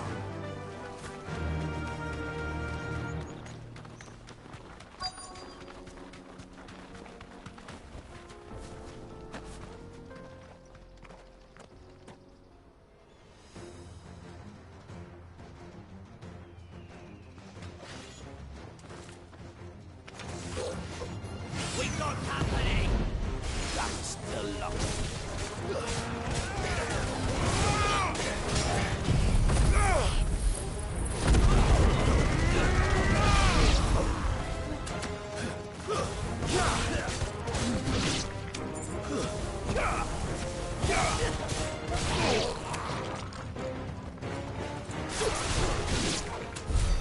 More foot soldiers.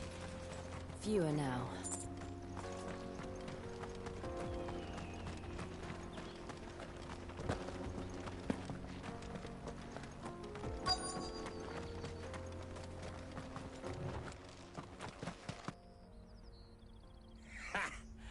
Not a bad haul today, eh? Aye. Some of our new recruits are natural-born ne'er-do-wells. Especially the little ones. That Hans has got nimble fingers, all right. It'll be a shame when they chop them off. But till then, let's make the most of it. Scum. The leaders of the cast stones, I take it. They don't deserve any mercy, Clive. I wasn't planning on showing them any. We're ready when you are, Theodore. Oh, I'm ready.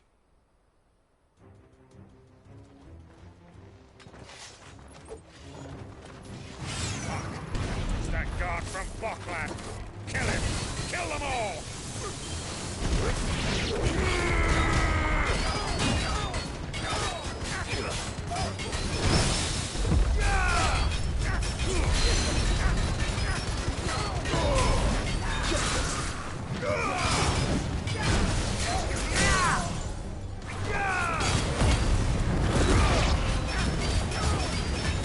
All yours, Torgal.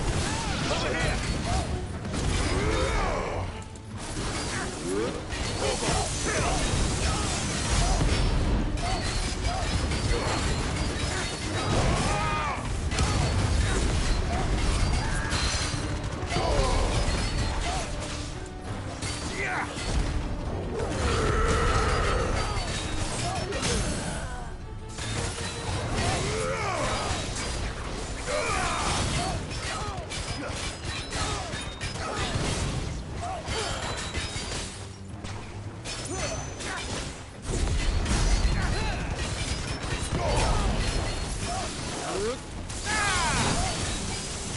You're finished.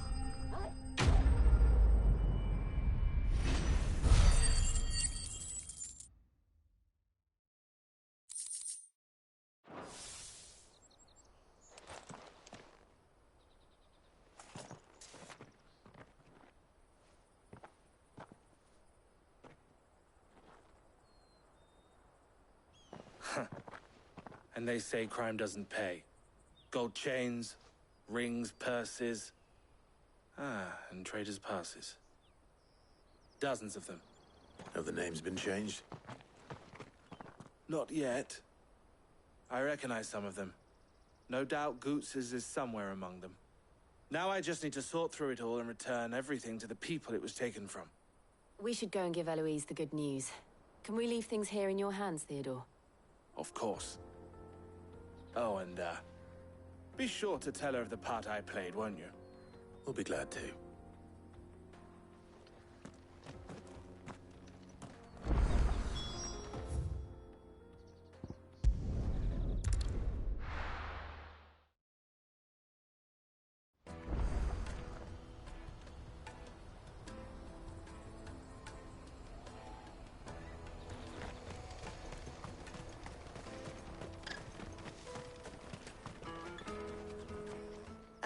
Clive, how goes the hunt? My brother isn't getting in your way, I trust? Quite the opposite.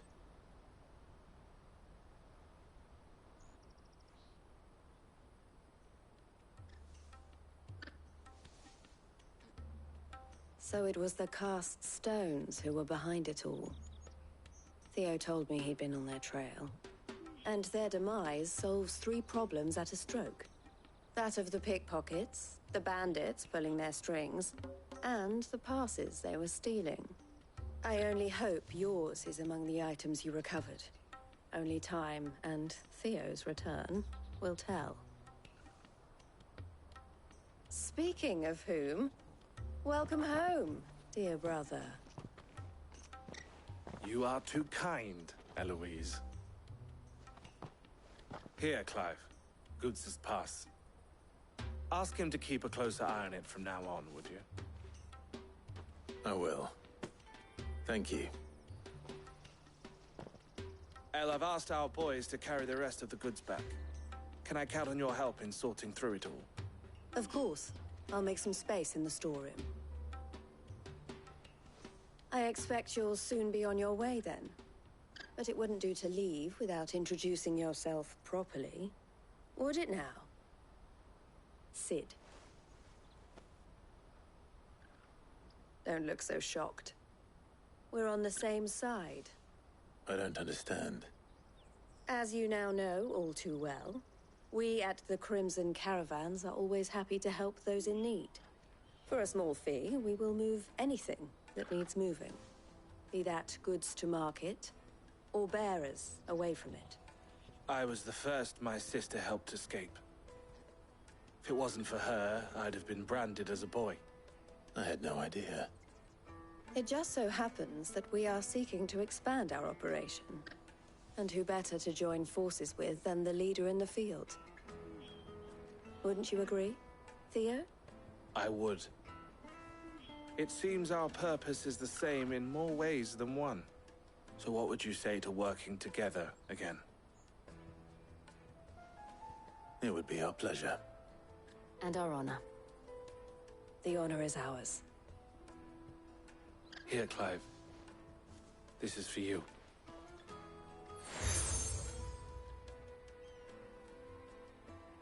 What is it? El has friends in high places, while I have associates in, lower ones. That mark is proof that you're a friend to us both.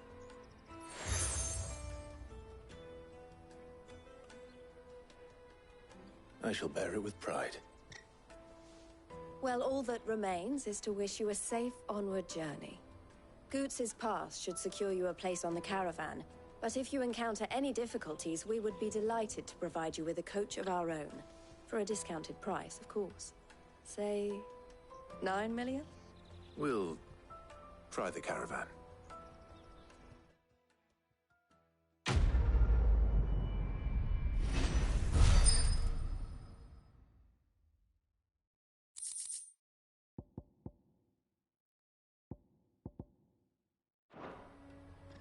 Right then.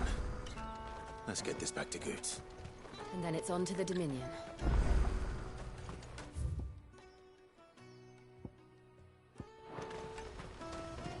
Let me carry your goods. Pardon me, but would you have that well-notched steel and impressive physique? I have need of a sword for hire, and yours looks to be a weapon well worth the coin. Might you be convinced to offer me the use of those formidable arms? How exactly do you intend to use them? Well, being something of a scholar of Zemeckis history, I wish to investigate the ruins near the city. And I require a rugged companion, lest I find myself waylaid by ne'er-do-wells or the beasts said to roam the area. Should you accept, you will not only earn yourself material wealth, but partake of the true treasure that awaits us there. The rich and storied history of Zemeckis. Well, will you ever party to a finer proposition? My arms are yours. Wonderful! Then come.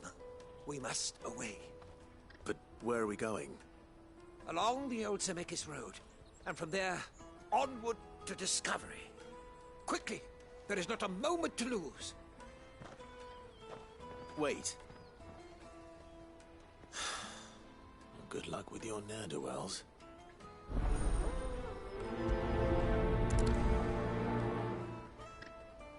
I better make sure he doesn't get himself killed. Porter for hire. Best service. That's that then.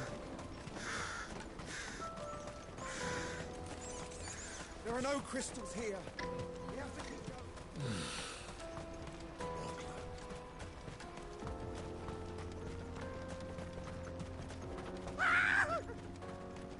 Why am I not surprised? You'll hand over your coin if you know what's good for you.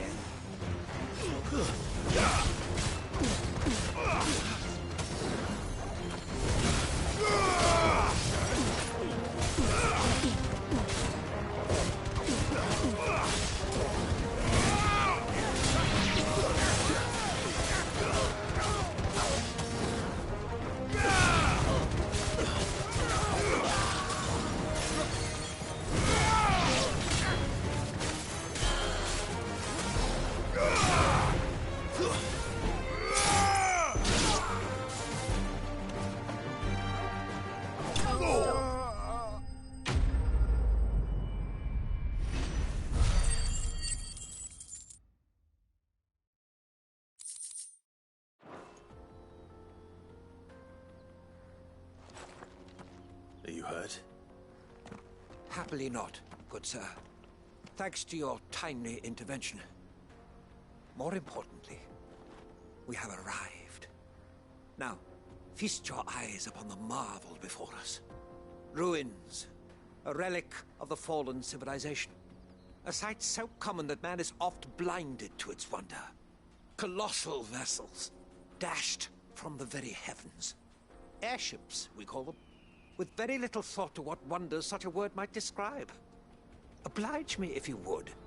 Does anything strike you as peculiar about this particular specimen? Though we ourselves find fallen ruins to be nigh indestructible, whatever gouged the final sin from the rock cleaved clean through the structure you see before you. A tantalizing mystery, no doubt, but merely one of countless enigmas in which Zemeckis history is steeped. Come, good sir. Our expedition continues, and we still have much to learn.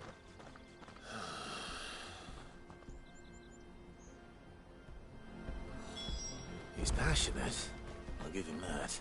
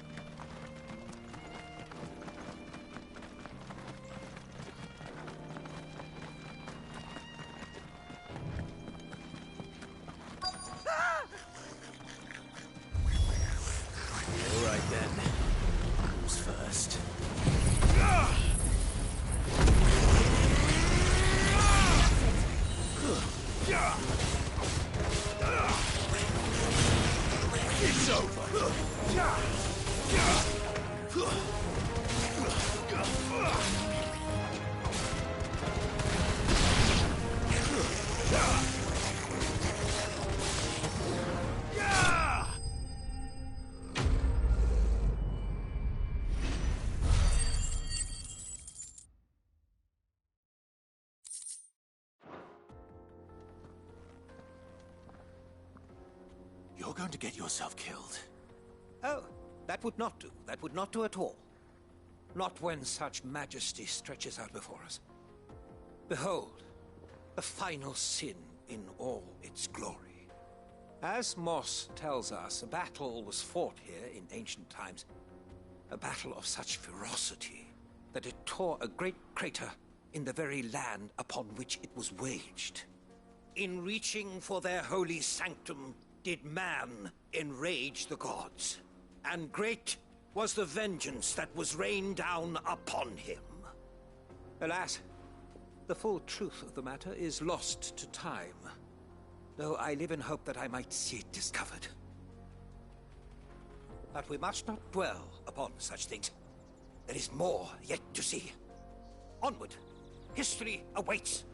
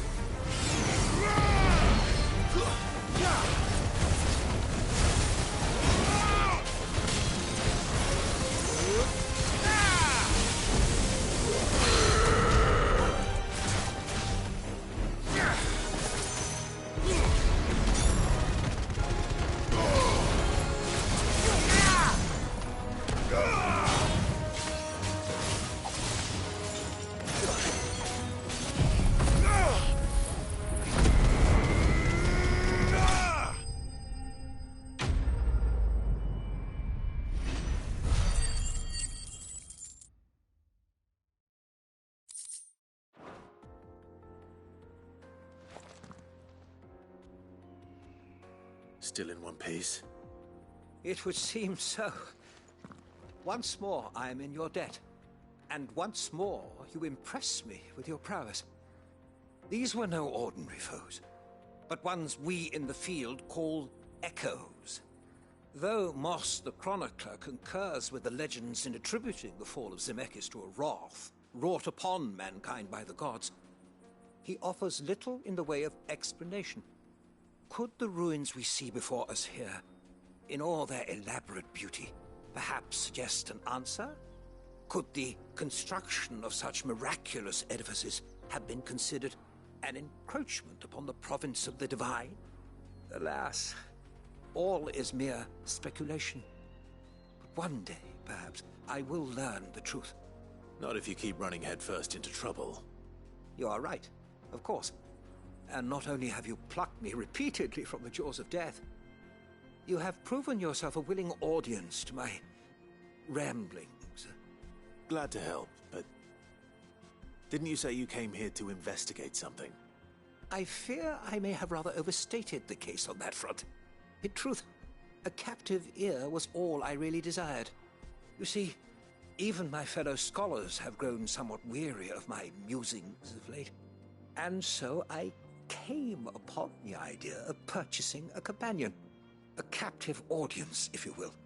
That's what this was all about. I am afraid so. And now, my good man, it is high time we returned whence we came. Fine. Just don't go running off this time.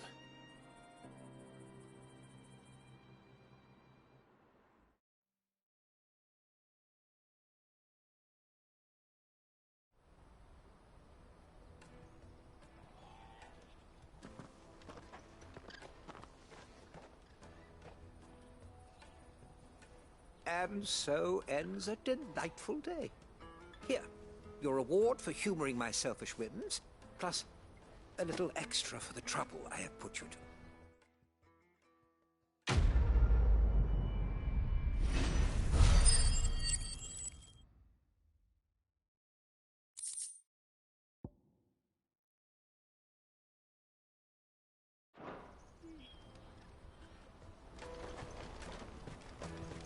Let me carry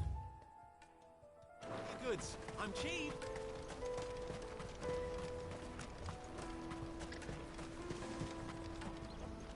I see you've been of some assistance to Eloise. Perhaps you can extend me the same kindness? Perhaps. What would I be doing? Finding someone. You see, I've been having trouble with thieves, and despite the many pains I've taken, I can't stop them from rummaging through my packs. I was griping about my lot to a friend of mine a few days back, and he offered to track the culprits down. Now, Joseph's a sellsword, and a good one at that. But he's been gone days, and I'm beginning to fear the worst. Any idea where his search for the thieves might have taken him? The old Zemeckis Road, perhaps? He doubted they would be fool enough to linger here in Boklad. Joseph's lived a hard life. Made him grey long before his time. I just pray he hasn't been killed over a few sacks of grain. I can't imagine there are too many grey-haired sellswords around. Hopefully someone will have seen him.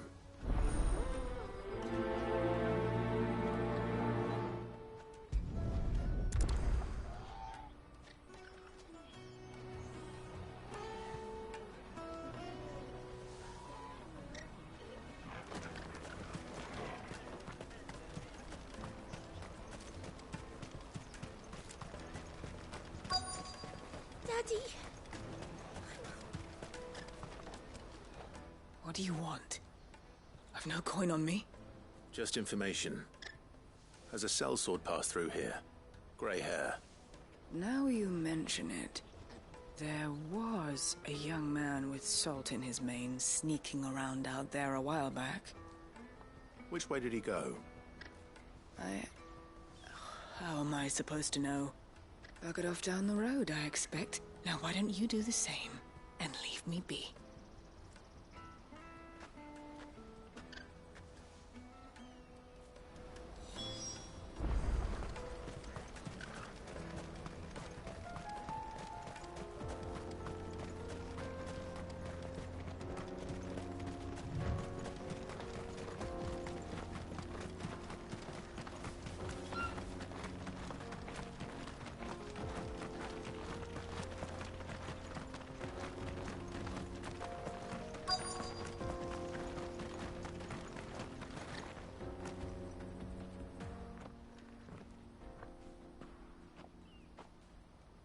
We don't want any trouble.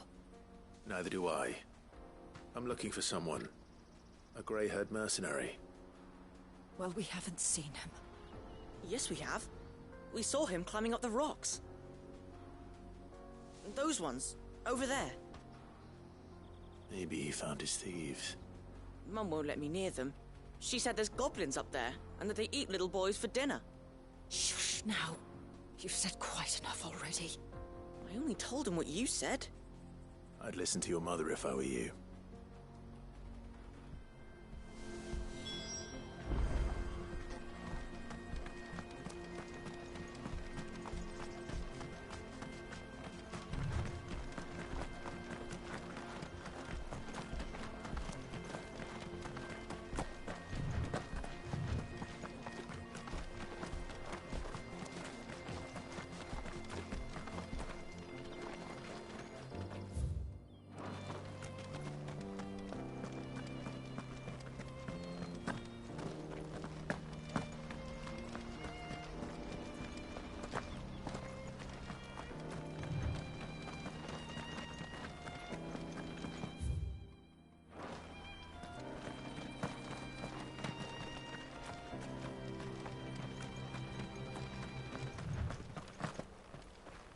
Did Joseph's thieves really lug their stolen wares all the way out here?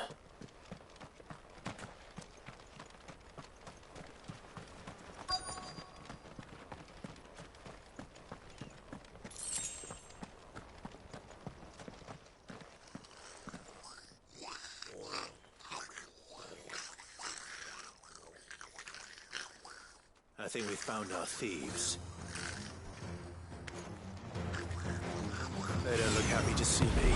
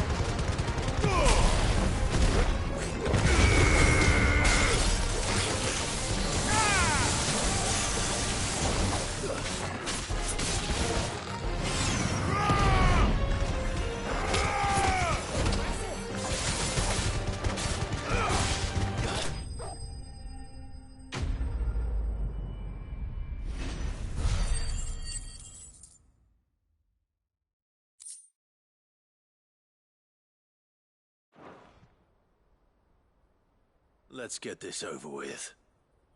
Stop! Don't kill him, he's just protecting his home. Joseph? So the boy was right. I don't know you. Your porter friend sent me to find you. She was worried you might have got yourself killed. Have I been gone that long? It wasn't hard finding the thieves. The problem was knowing what to do with them when I did. I take it things are more complicated than they appear.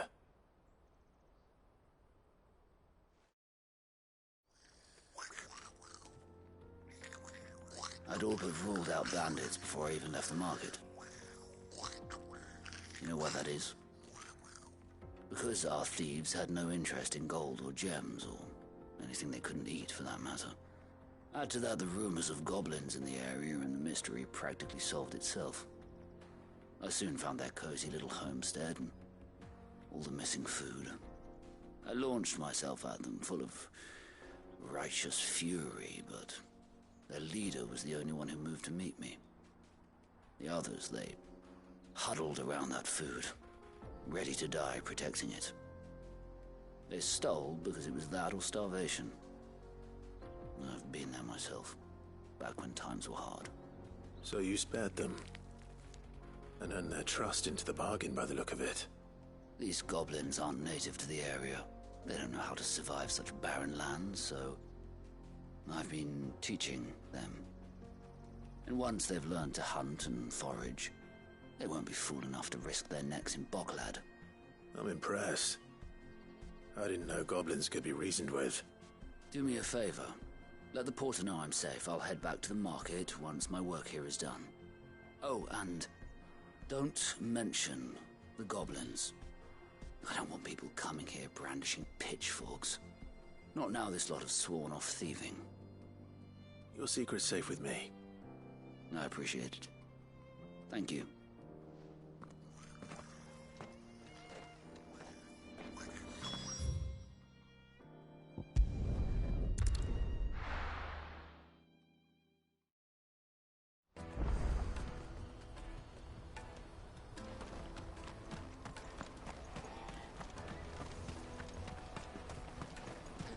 For hire.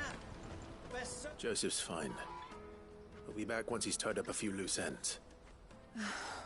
That's a weight off my shoulders. He certainly knows his business.